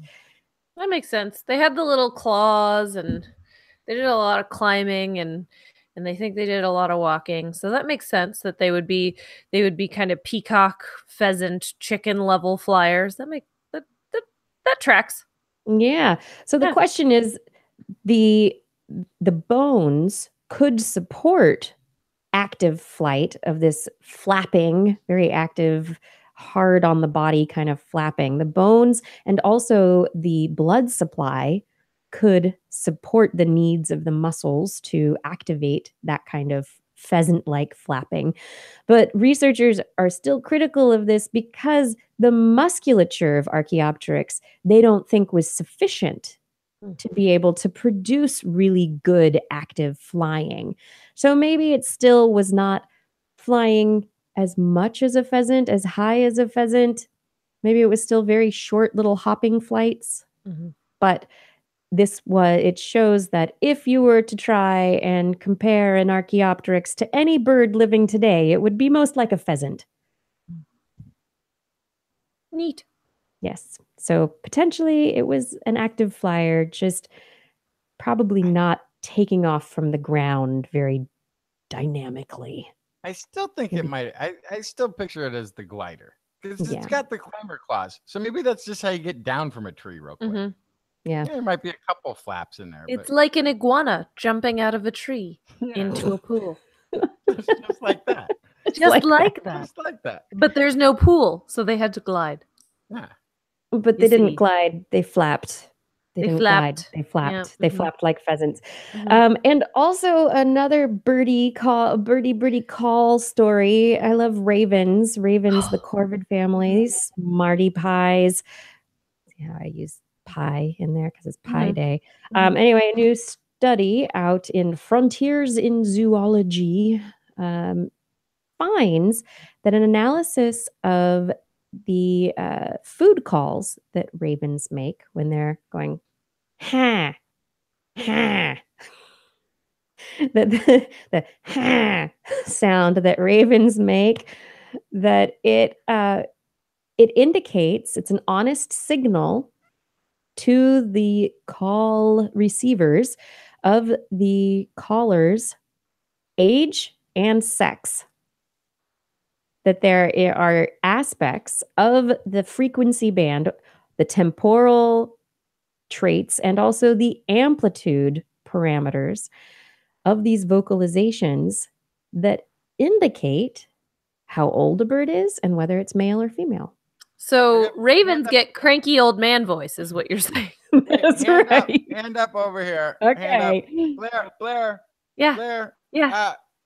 This is a cool story, but isn't that true of all animals? Like, don't all animals like have from male to female and with the age different sounds that they make? Not Or a different voice? necessarily. No, like birds' songs, think about birds' songs. They can develop new songs throughout their lifetime. But males and females of most singing birds sing. And you'd be pretty hard pressed to identify an older versus a younger I know I would. bird. Or... I would have a hard time. But with another bird. I mean, that's an interesting thing. Like, I guess, I mean, I don't think I thought about this before, but yeah. I would assume that It really depends. It depends on what part of their vocal cords they're using, how developed their vocal cords get, how worn they get. Think about what gives humans old person voice. A lot of it has to do with use, right? We talk all day, every day for a long time. And some people smoke a lot of cigarettes and drink a lot of whiskey. I think I always had that in the vernacular. That's a little bit with it too. Yeah, so I think that it really depends. It depends on the life expectancy of the animal. Yeah, what part of their vocal cords they use. Lots of different things. If males are larger than females, what's that? Kiki, did you have calls that we can play? Unfortunately, I do not have auditory calls that I can play for you. They probably sound pretty similar to us. Yeah. Because crows already kind of all have a little bit of the, a little bit of cranky snark to their talk anyhow. Yeah. But yeah, it sounds like they get old man voice. They and get, lady yes. voice. They get old man voice. And they old talk lady in a voice. baby talk. Yeah. Yeah. They do. Yes. So there's baby talk. There's adult talk. Yeah. Absolutely. But it could also be like a word choice for us, like calling another crow a whippersnapper. So it, I think I don't know. It's interesting. I've been listening to the crows in the spring. There are a bunch of crows that hang out around my house. The old bird lady here. But the crows, the adults have a caw, like a very distinctive caw sound, and the juveniles have a like they're trying to figure it out, but they've got this rattle in their throat somewhere, and they're it's like their voice is cracking. Their teeth and their voices are cracking. They're trying to beg for food, I think, and they're like, and then the adults are like, caw. Yeah. Caw. It's just Mom, caw. make me a sandwich. You can make your own darn sandwich. That's great. It is fantastic. Blair, do you have any more stories? Yeah. In honor of Save a Spider Day. Save a spider. I wanted to tell you a terrifying and fun story about hunting spiders. Hunting spiders are some of the most terrifying looking of spiders, and they are especially terrifying because they do not build webs, and they do not catch their prey in webs. They run around on the floor. They wander. And they use drag lines, which hang from branches. And up until this point, it's been expected that these drag lines are used to catch movement, to help them catch prey, but also to catch pheromones, to release pheromones, catch pheromones, let other spiders of the opposite sex know that there's a spider in that area. So females of these hunting spiders have been proven to use these drag lines in order to attract males to them. But males actually use their silk to wrap nuptial gifts. We've talked about this on the show before. They wrap up a nice snack, give it to the female, hope that she will eat it instead of them, and that then they can copulate.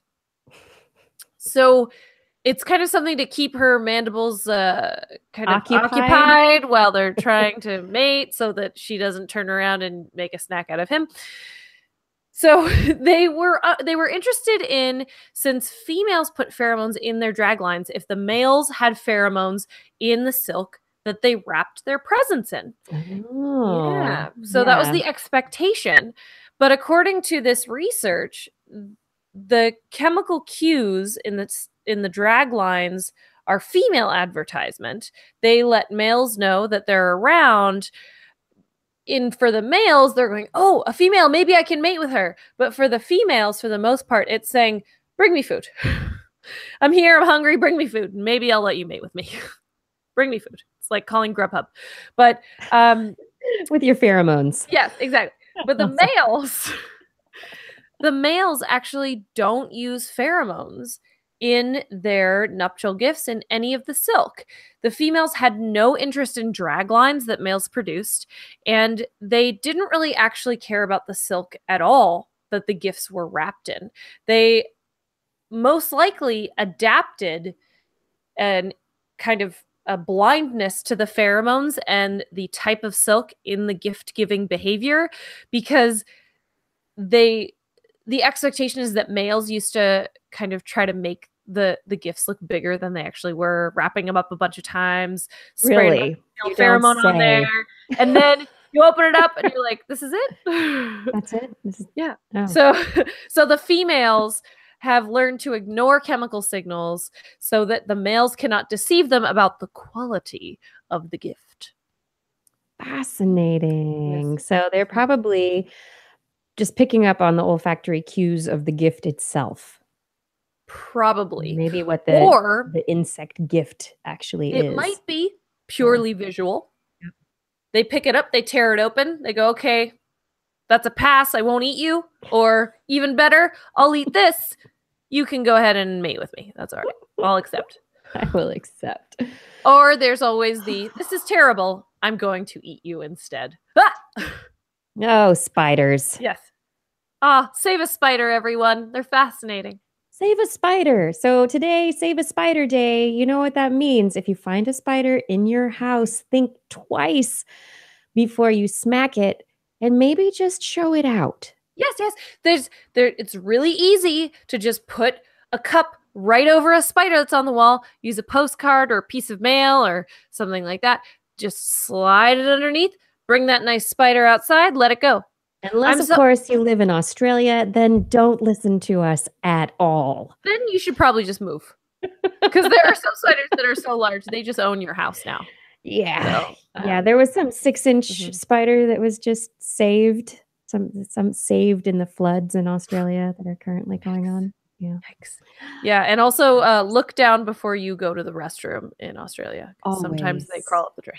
And check your shoes. Check your shoes. And but save them. They're really important. Let's remember real quick. The spiders.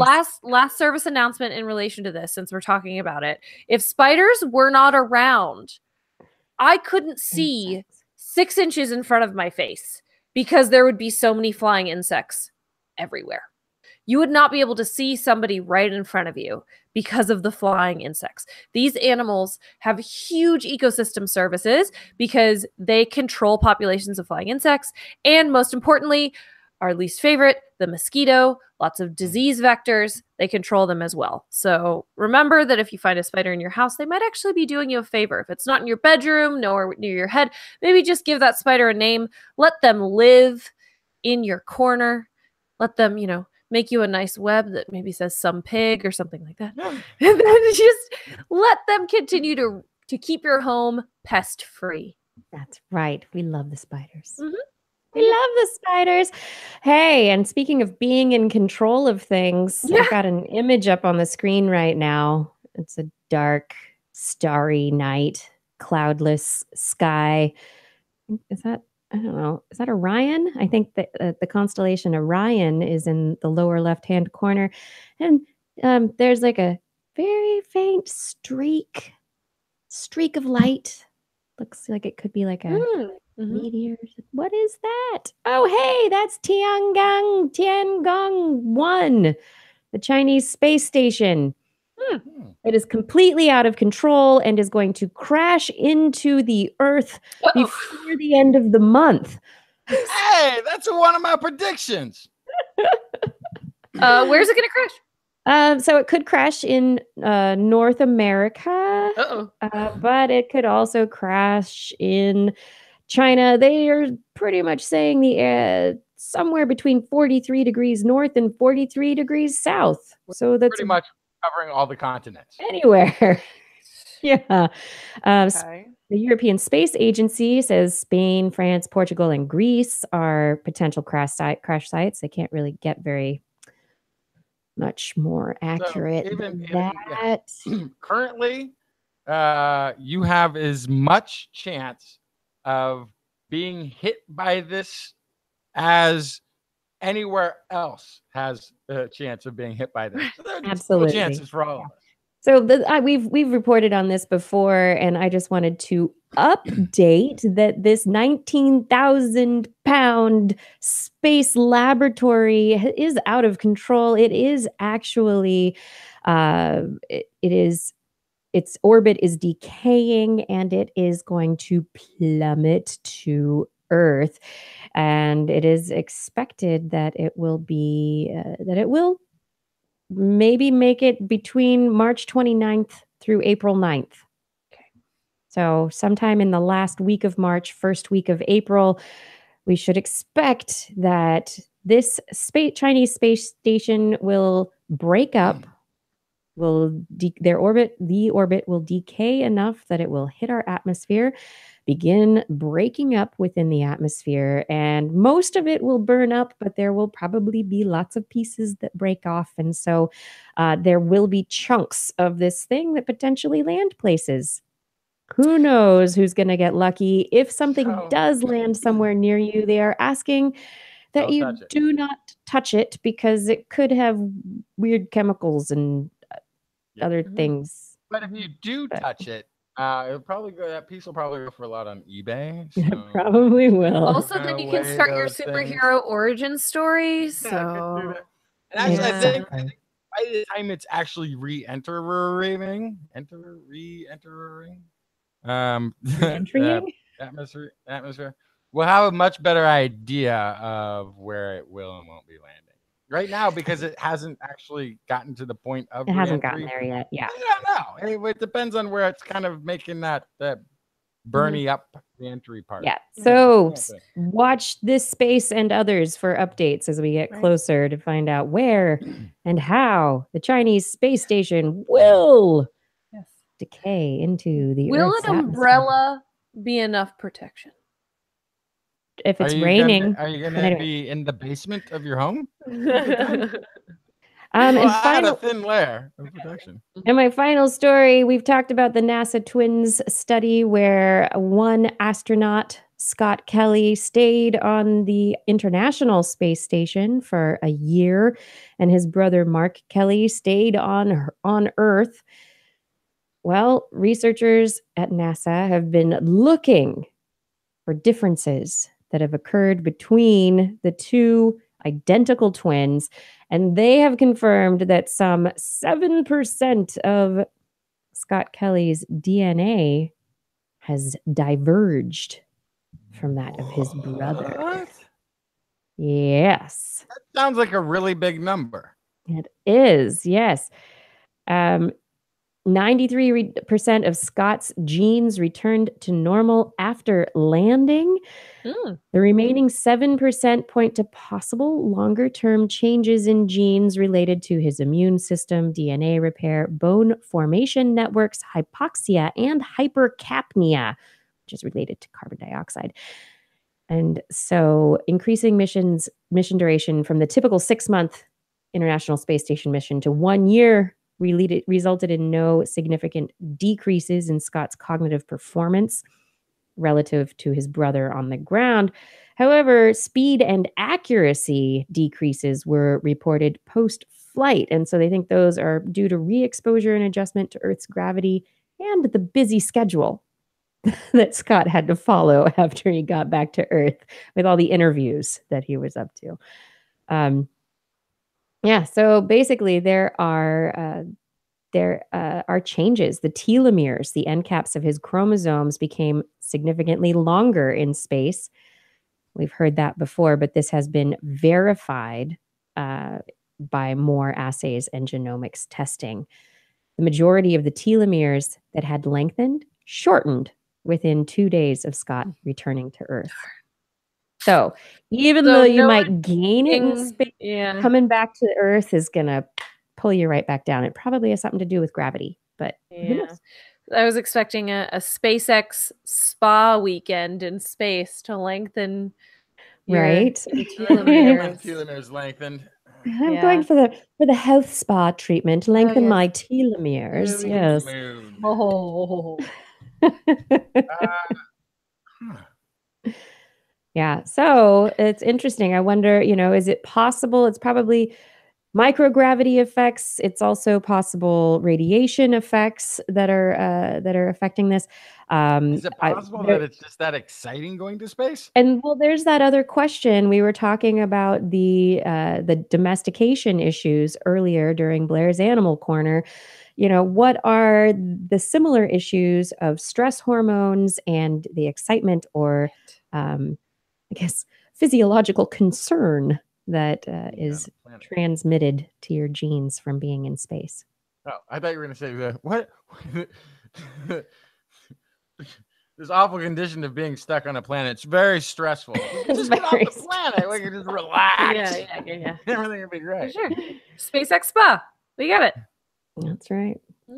Yeah, but anyway, those are my stories. Those are my stories for the day.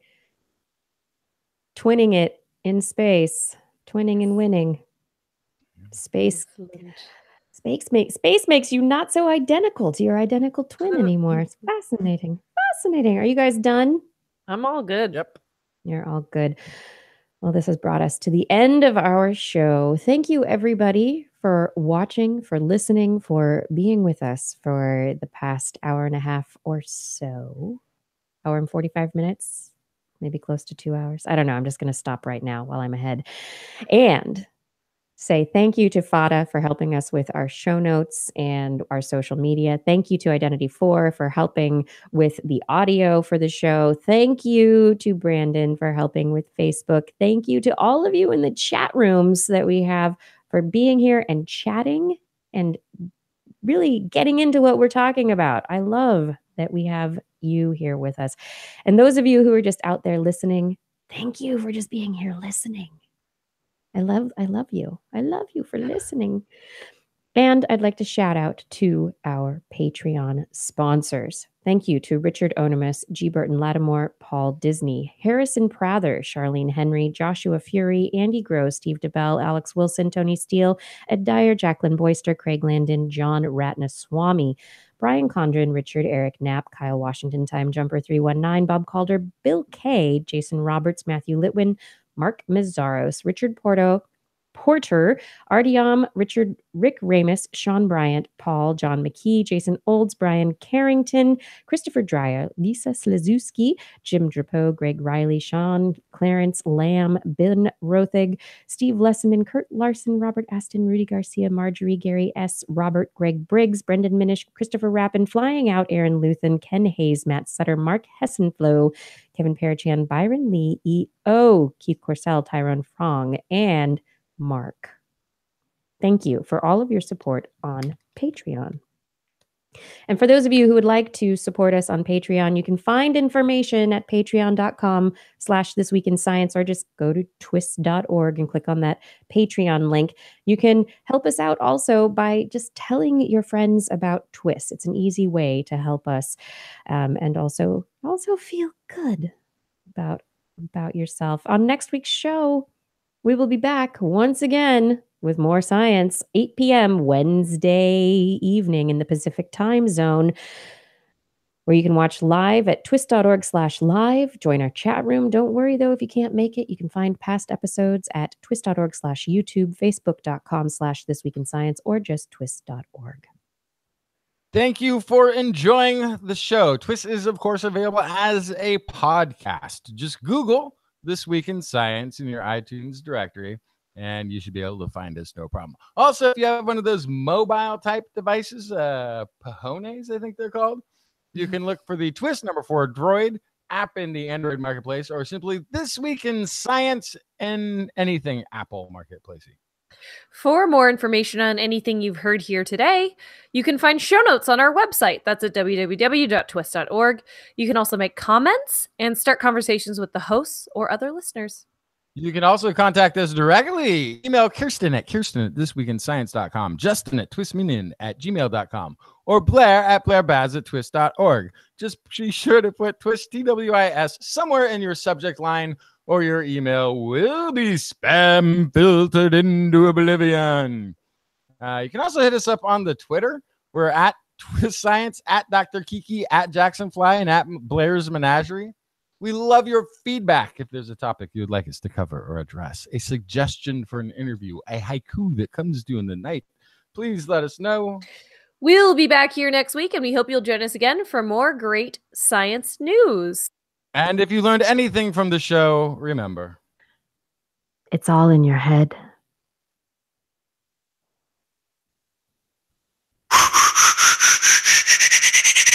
This Week in Science. This Week in Science. This Week in Science. This Week in Science, it's the end of the world. So I'm setting up shop, got my banner unfurled. It says the scientist is in, I'm gonna sell my advice. Show them how to stop the robots with a simple device. I'll reverse global warming with a wave of my hand. And all it'll cost you is a couple of grand. 'cause this week's science is coming your way. So everybody listen to what I say. I use the scientific method for all that it's worth, and I'll broadcast my opinion all over the earth. 'Cause it's This Week in Science. This Week in Science. This Week in Science. Science. Science. This Week in Science. This Week in Science. This Week in Science. Science. Science. I've got one disclaimer, and it shouldn't be news, that what I say may not represent your views, but I've done the calculations and I've got a plan. If you listen to the science, you may just better understand that we're not trying to threaten your philosophy. We're just trying to save the world from jeopardy. Jeopardy. And This Week in Science is coming your way. So everybody listen to everything we say. And if you use our method instead of rolling a die, we may rid the world of toxoplasma. Got the eye. 'Cause it's This Week in Science. This Week in Science. This Week in Science. Science. Science. This Week in Science. This Week in Science. This Week in Science. Science. Science.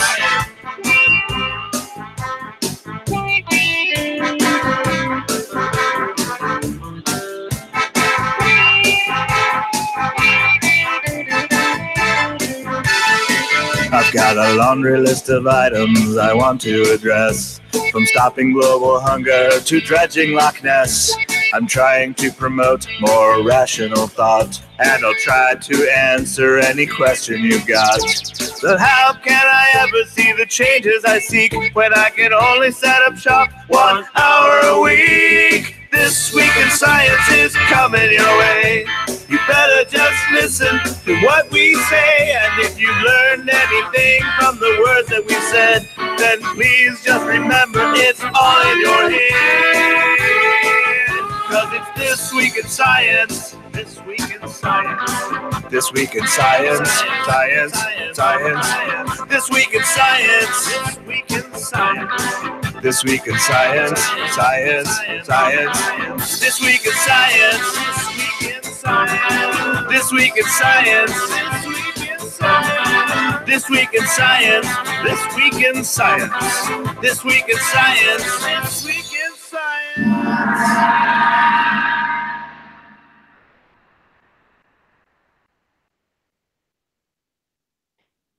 And now we have finished the show. It's time for us to go. It looks like I've been left alone. Oh, there you are. You're here. Have I been, I had to pee. I've been left alone by my co-hosts. Sorry. So I got an email from Libsyn, who are our people yelling on the street. What's going on out there? I got from Libsyn, our hosting company, and they said they've got some advertising opportunities for us. Ooh. And one of the companies, they said to get back to them if we're interested. I prefer to be listener supported. But some extra cash would be nice. Mm-hmm. We could do it forever either. We could just do it for a little while. For a short while, yes. But one of the companies is a probiotic skincare line. Oh, interesting. Yeah. I was thinking, hey, we could do that and just put Dr. Justin's not a real doctor. Yeah, just make him do the spots. Just make him do the spots. Uh-huh. Oh my.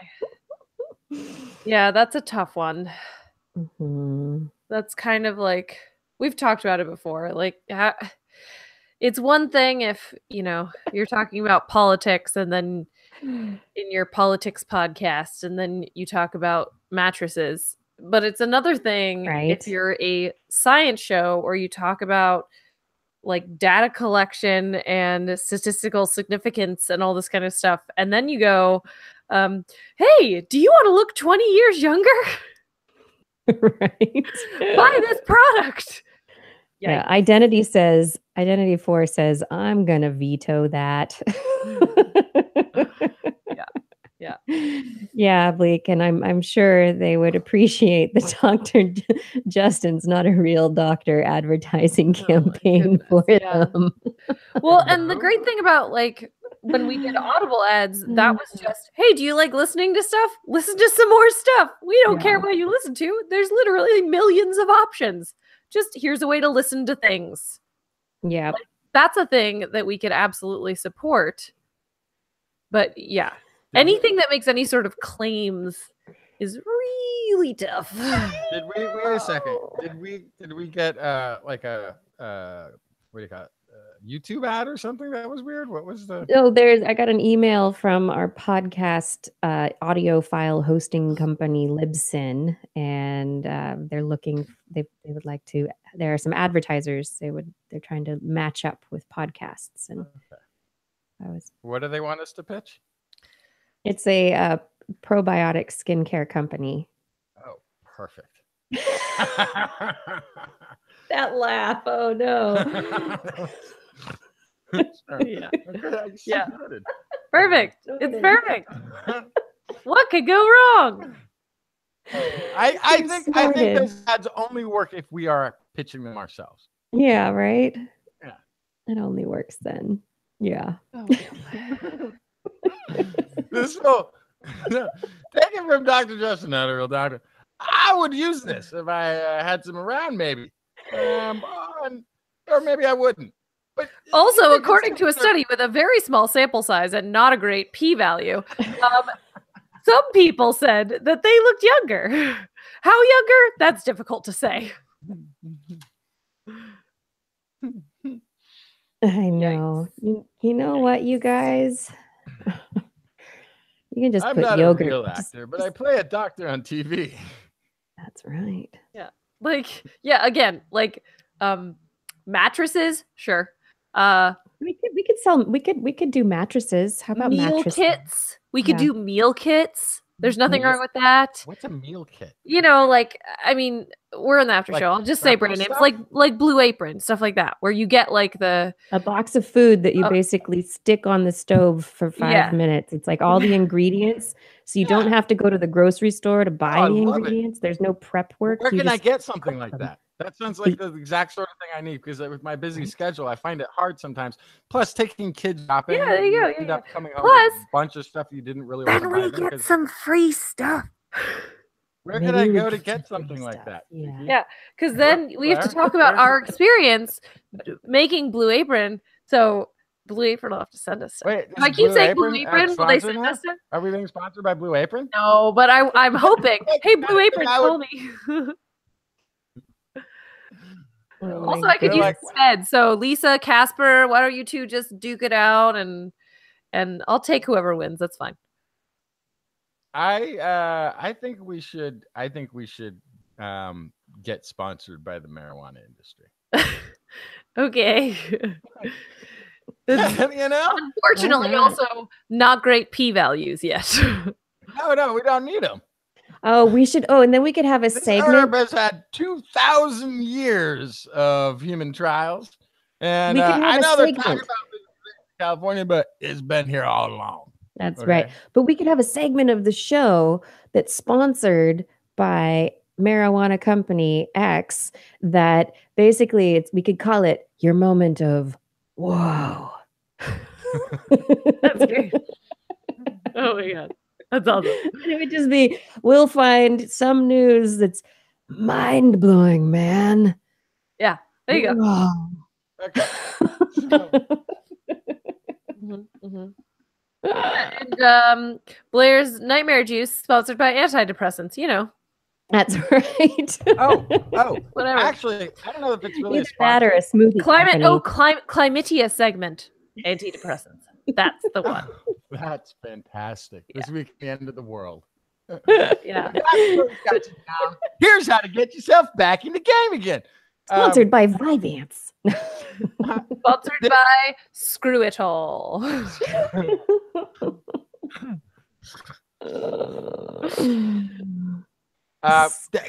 You guys, what about my idea for? It's not really a sponsor, but I think we should give them invite them to the show and do the trial. which is that. I can't smoke weed. No, not that. That's, no. I'm not suggesting that at all. That was a joke. Better know your microbe. I can't remember what it was called. Oh yeah, the Ubiome. Ubiome, is that what it was?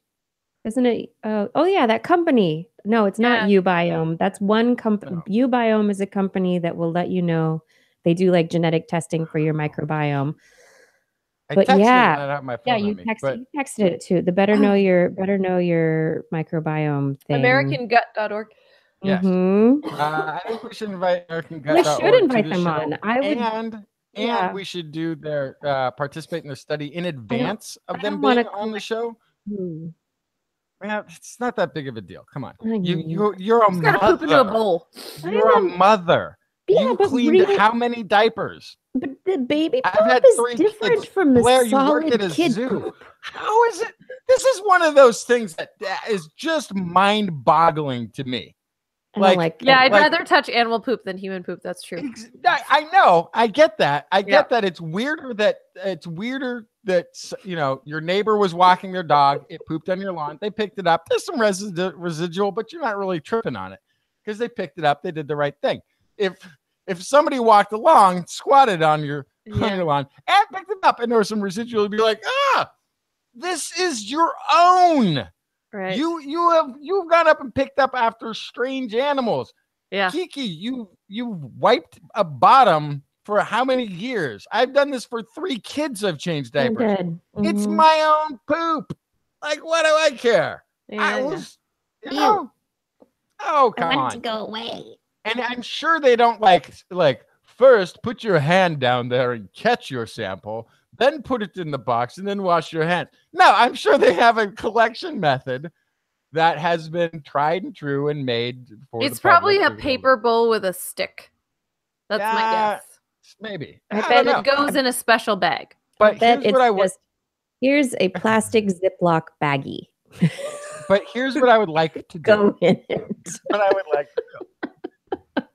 I would like for us to each do this trial, or I'll just do it. Maybe if I'm the only one, in advance of them being on the show, and then share the results on the show. Talk about them on the show, and talk about what they do and everything else, and then we could see what we've learned about our own microbiome from our show. I think that would be a fun show. So that sounds like a special episode. No, it would be. It'd be a very special. What do you call it? A very poopy episode. A very crappy episode of This Week in Science. Look at the very crappy episode of This Week in Science. This week in Science has guts. American.org is going to be with us. Also, a jazz singer who's going to be doing a little scat for us. Yeah. A little scat. I think it would be a good. That's right. This week in scat. Oh my goodness. Is it jazz or feces? You tell. Woo! You That decide. is a hot topic. That would be a good. Oh my goodness. Yeah, no, we need to get them on. I would love to talk with the people from the American Gut Project. I love that. Another one, if the two of you haven't done Ancestry, not the Ancestry, but the I've done 21andMe. 23andMe. 23andMe, sorry. 21. I don't know. I just want to be 21. I think we need to start a fund for me to do it. It's on sale right now too. It's like $100 again. But Yeah. But no, I mean, the idea would be they would sponsor it for you to do it. I've already done it. I've already done it. So mine's already in the bank in there. They could sponsor for you to get yours done. And again, we would do a show where they looked at our 3 results and said, here's what's interesting about it. Here's what you can and can't make from it. Here's some of because they're getting more authorization to talk about health stuff. And we could say, so here's some of the stuff that, is reliable based on, this predicts, Justin, that you would have droopy earlobes. Well, what do I got? A little bit. Yeah. Okay. There's attribute stuff that's kind of fun in there that you are more or less likely to have certain physical attributes. The one thing I was amazed by is that they tell you about the consistency of your earwax. What? Yeah. Yeah, Like- there's one of the traits. It's genetically determined, like whether or not you have like more liquidy, watery earwax or like clumpy, waxy earwax. It's It's a really, it's a very really fun- interesting. Yikes! So Yucky. that I think would be a fun show. I mean, part of it is like we're talking. This isn't exactly the sponsored talk, but it is a type of sponsors. Like we could be sponsoring Blair to get her 23andMe done by them potentially through this.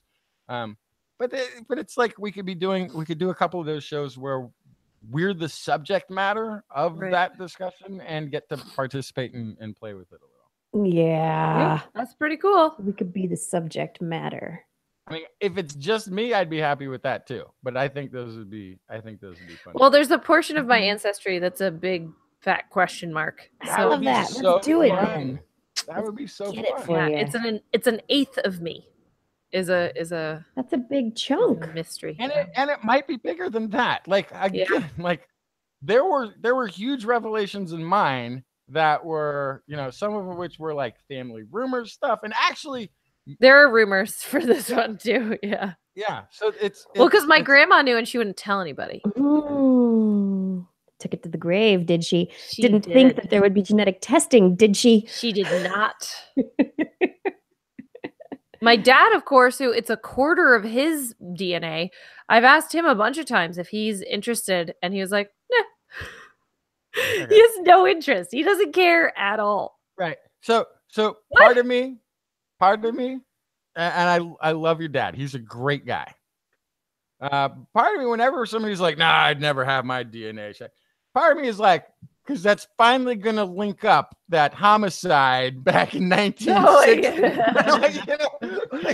Yeah. There's some deep, dark secret way It's back not- there. But just like, no. See, but for him, it's not even a I don't want to. It was just kind of like, I'm not bothered. I Yeah. don't care. Like, I was like, would you want to know if I did it? I mean, I guess. Like, just not bothered. Does not care. I'm Yeah, I mean, fascinated. 4.5 I'm very feet curious. tall. Where's Mike? What? Not 4.5 feet tall.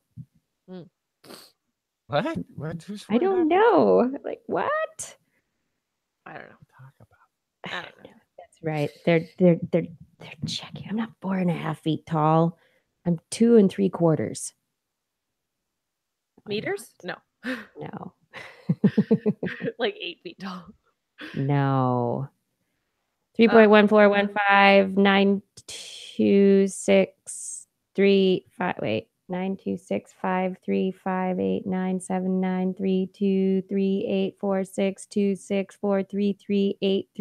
926535979323846264338327950. What's that? Huh? That was some digits of pi. Oh, I didn't have it. 3.14159. That's all I know. I worked with a guy. I swear to gosh, he got like down to like 42, 44. He got deep into the thing, and I'm sitting there reading along, going, "Wow, that was pretty intense." Because he was like a math major. So. Why are we asking about how tall we are? What's I don't happening? know. It came out of nowhere. Yikes. Came out of nowhere. There's a story that is going around, a study in geophysical research letters, that researchers place the yearly estimate of snow accumulation as 1,200 cubic miles in North America. And researchers say that there's more snow piling up in the mountains of North America than anyone knew. So they've revised their estimate of snow volume content for the entire continent. Mhm. They've discovered, I mean, this is crazy. They've discovered snow accumulation in a typical year is 50% higher than they previously thought. And that if it were spread evenly across the surface of the continent from Canada to Mexico, that the snow would be about 7.5 inches deep. Wow, that's impressive. great. However, if it were confined only to Ohio, I don't know why they only chose Ohio. Probably but because if- it's squarish, Yeah. right? If it were confined to Ohio, it would bury the state under 150 feet of snow. Maybe the person who came up with that doesn't like somebody in Ohio. Yeah. Right? Like, I'm going to Like, bury you him. can't do it well enough. Bury him under Ohio. So researchers are saying it's currently impossible to directly measure how much water is on the planet, but we need to know so that we can make accurate estimates of available fresh water and also to really understand the Earth's water cycle. Yeah, so we know water evaporates, condenses over mountains, and falls to earth as rain or snow. Snow melts, water runs into rivers. Water run to the sea. Yes, runs to the rivers and lakes and into the ocean, but how much water is not precisely known. And we have the satellites to make measurements of it, but mountain terrain is really unpredictable, and satellites have a really hard time with those accurate resolution measurements. And so, so researchers have to construct regional climate computer models to figure things out for the continental scale. And so there's a researcher who, for her doctoral thesis, is combining different regional climate models to make this more accurate estimate. What we need is little nanobots to tunnel to the bottom of a snowy area, like to hit the actual stony end of a mountain, and then like send bounce a ping back, and then like crawl under the snow and just send pings so we know how deep the snow actually goes. Yeah, it's pretty cool. Snow sensor nanobots. Somebody get on it right now.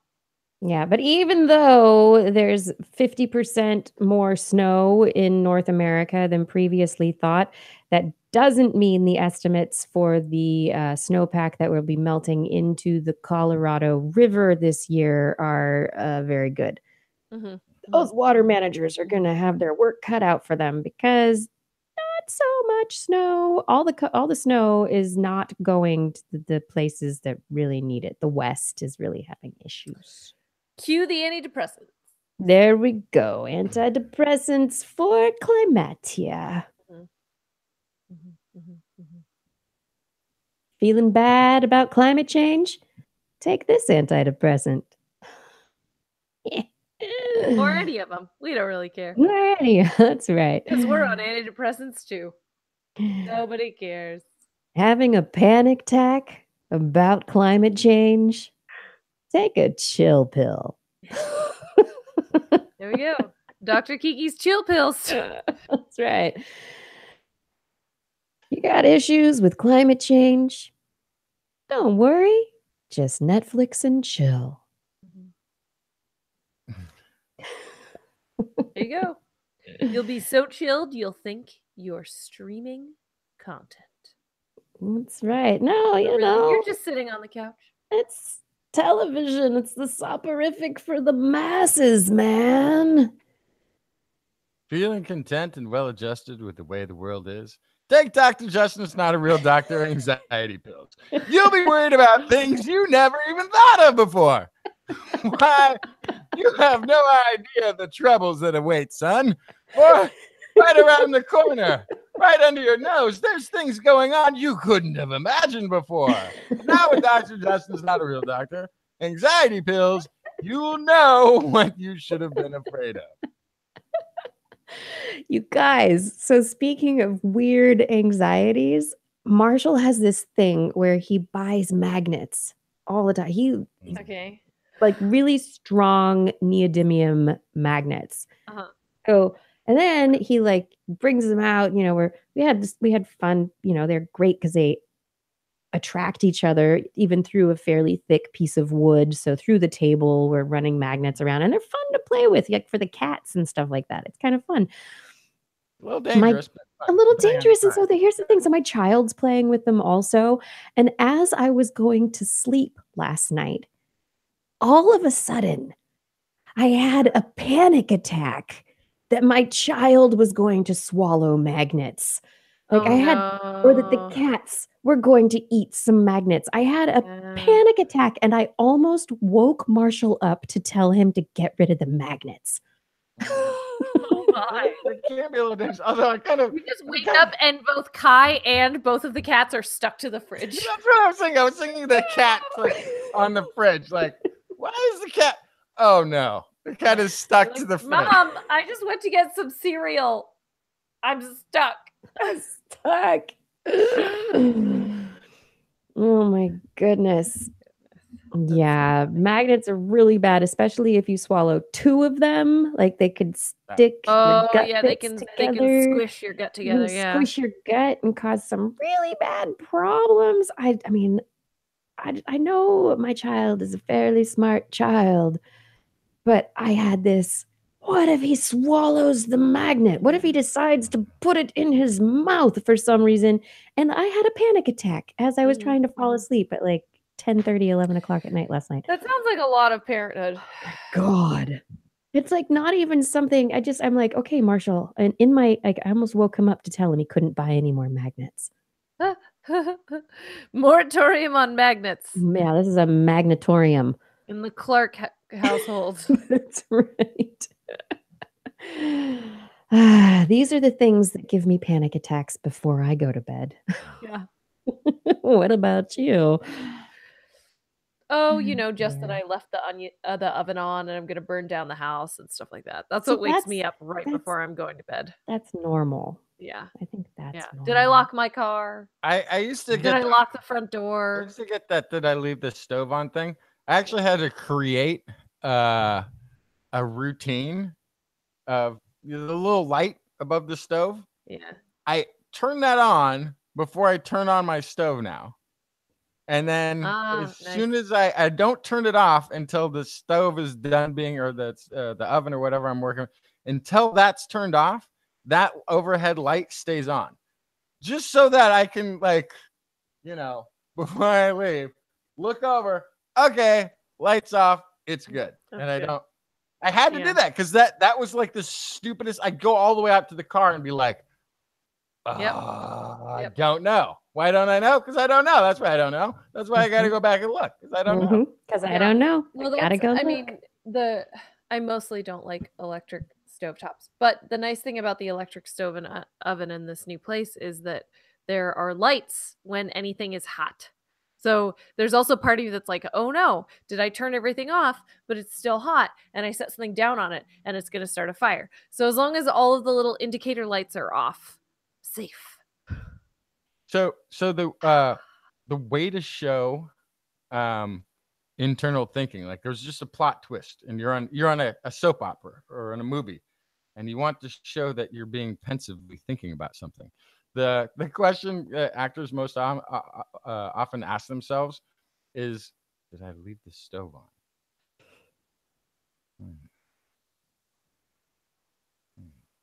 That's like Pretty good. Acting class. For myself, did my child swallow magnets?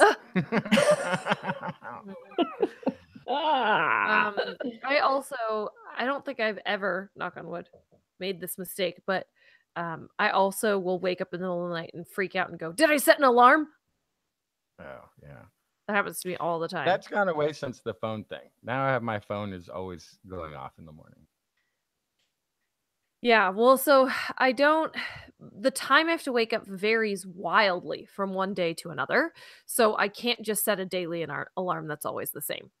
So some mornings I have to be at work at 7, and some mornings I have to be at work at 9, and some mornings I have to be at work at 10. So I have to set it custom every single night, which then means I wake up at 3 o'clock in the morning and go, did I set it? Did I set it? Have I overslept? Is everything okay? Everything's fine. That's no good. That's no good at all. You have to yeah, never mind. That won't work. I set 3 alarms when I do it. Yeah.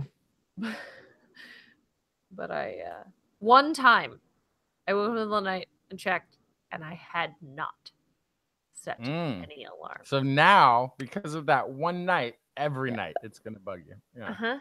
Yep. Oh, I got a thing you can do. What's that? Is Just not go to work? Got it. No.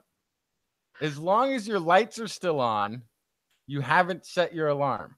Right. Right? Like, is that the thing? Or I don't know. Or leave the lights on if your alarm is set. That way, all you have to do is open your eyes. Oh, lights are on. I can Yeah. go back to Yeah, that's sleep. good. Yep. What No, could there's go wrong? probably some way of doing this. Yeah. Yeah. All right. Speaking of panic attacks and alarms and everything, Yep. time Bedtime? to go. It's It's bedtime. bedtime. Yeah, is that time, everyone? Mm. Thanks for sticking with us. It was a fun after show, fun conversation. Fun. Fun, fun, fun. Discussing the advertising on TWIS. That's right. This week's after show brought to you by TWIS. anxiety. Anxiety. That's right. Dr. That's right. Justin's not a doctor. Anxiety Does pills. a body good or actually a brain terrible? Anxiety. Not recommended for most humans. There we go. There's a lot of ways a human can die, and I'm sure you haven't thought of them all. But you will with Dr. Justin's Not a Real Doctor Anxiety Pills. Oh, dude. All right. We will be back next week, everyone. Thanks so much. Hey, Justin, you gonna say? Say goodnight, Blair. Good night, Blair. Say good night, Justin. Good night, Justin. Good night, night, Kiki. Good night. Good night, everyone. Have a wonderful week.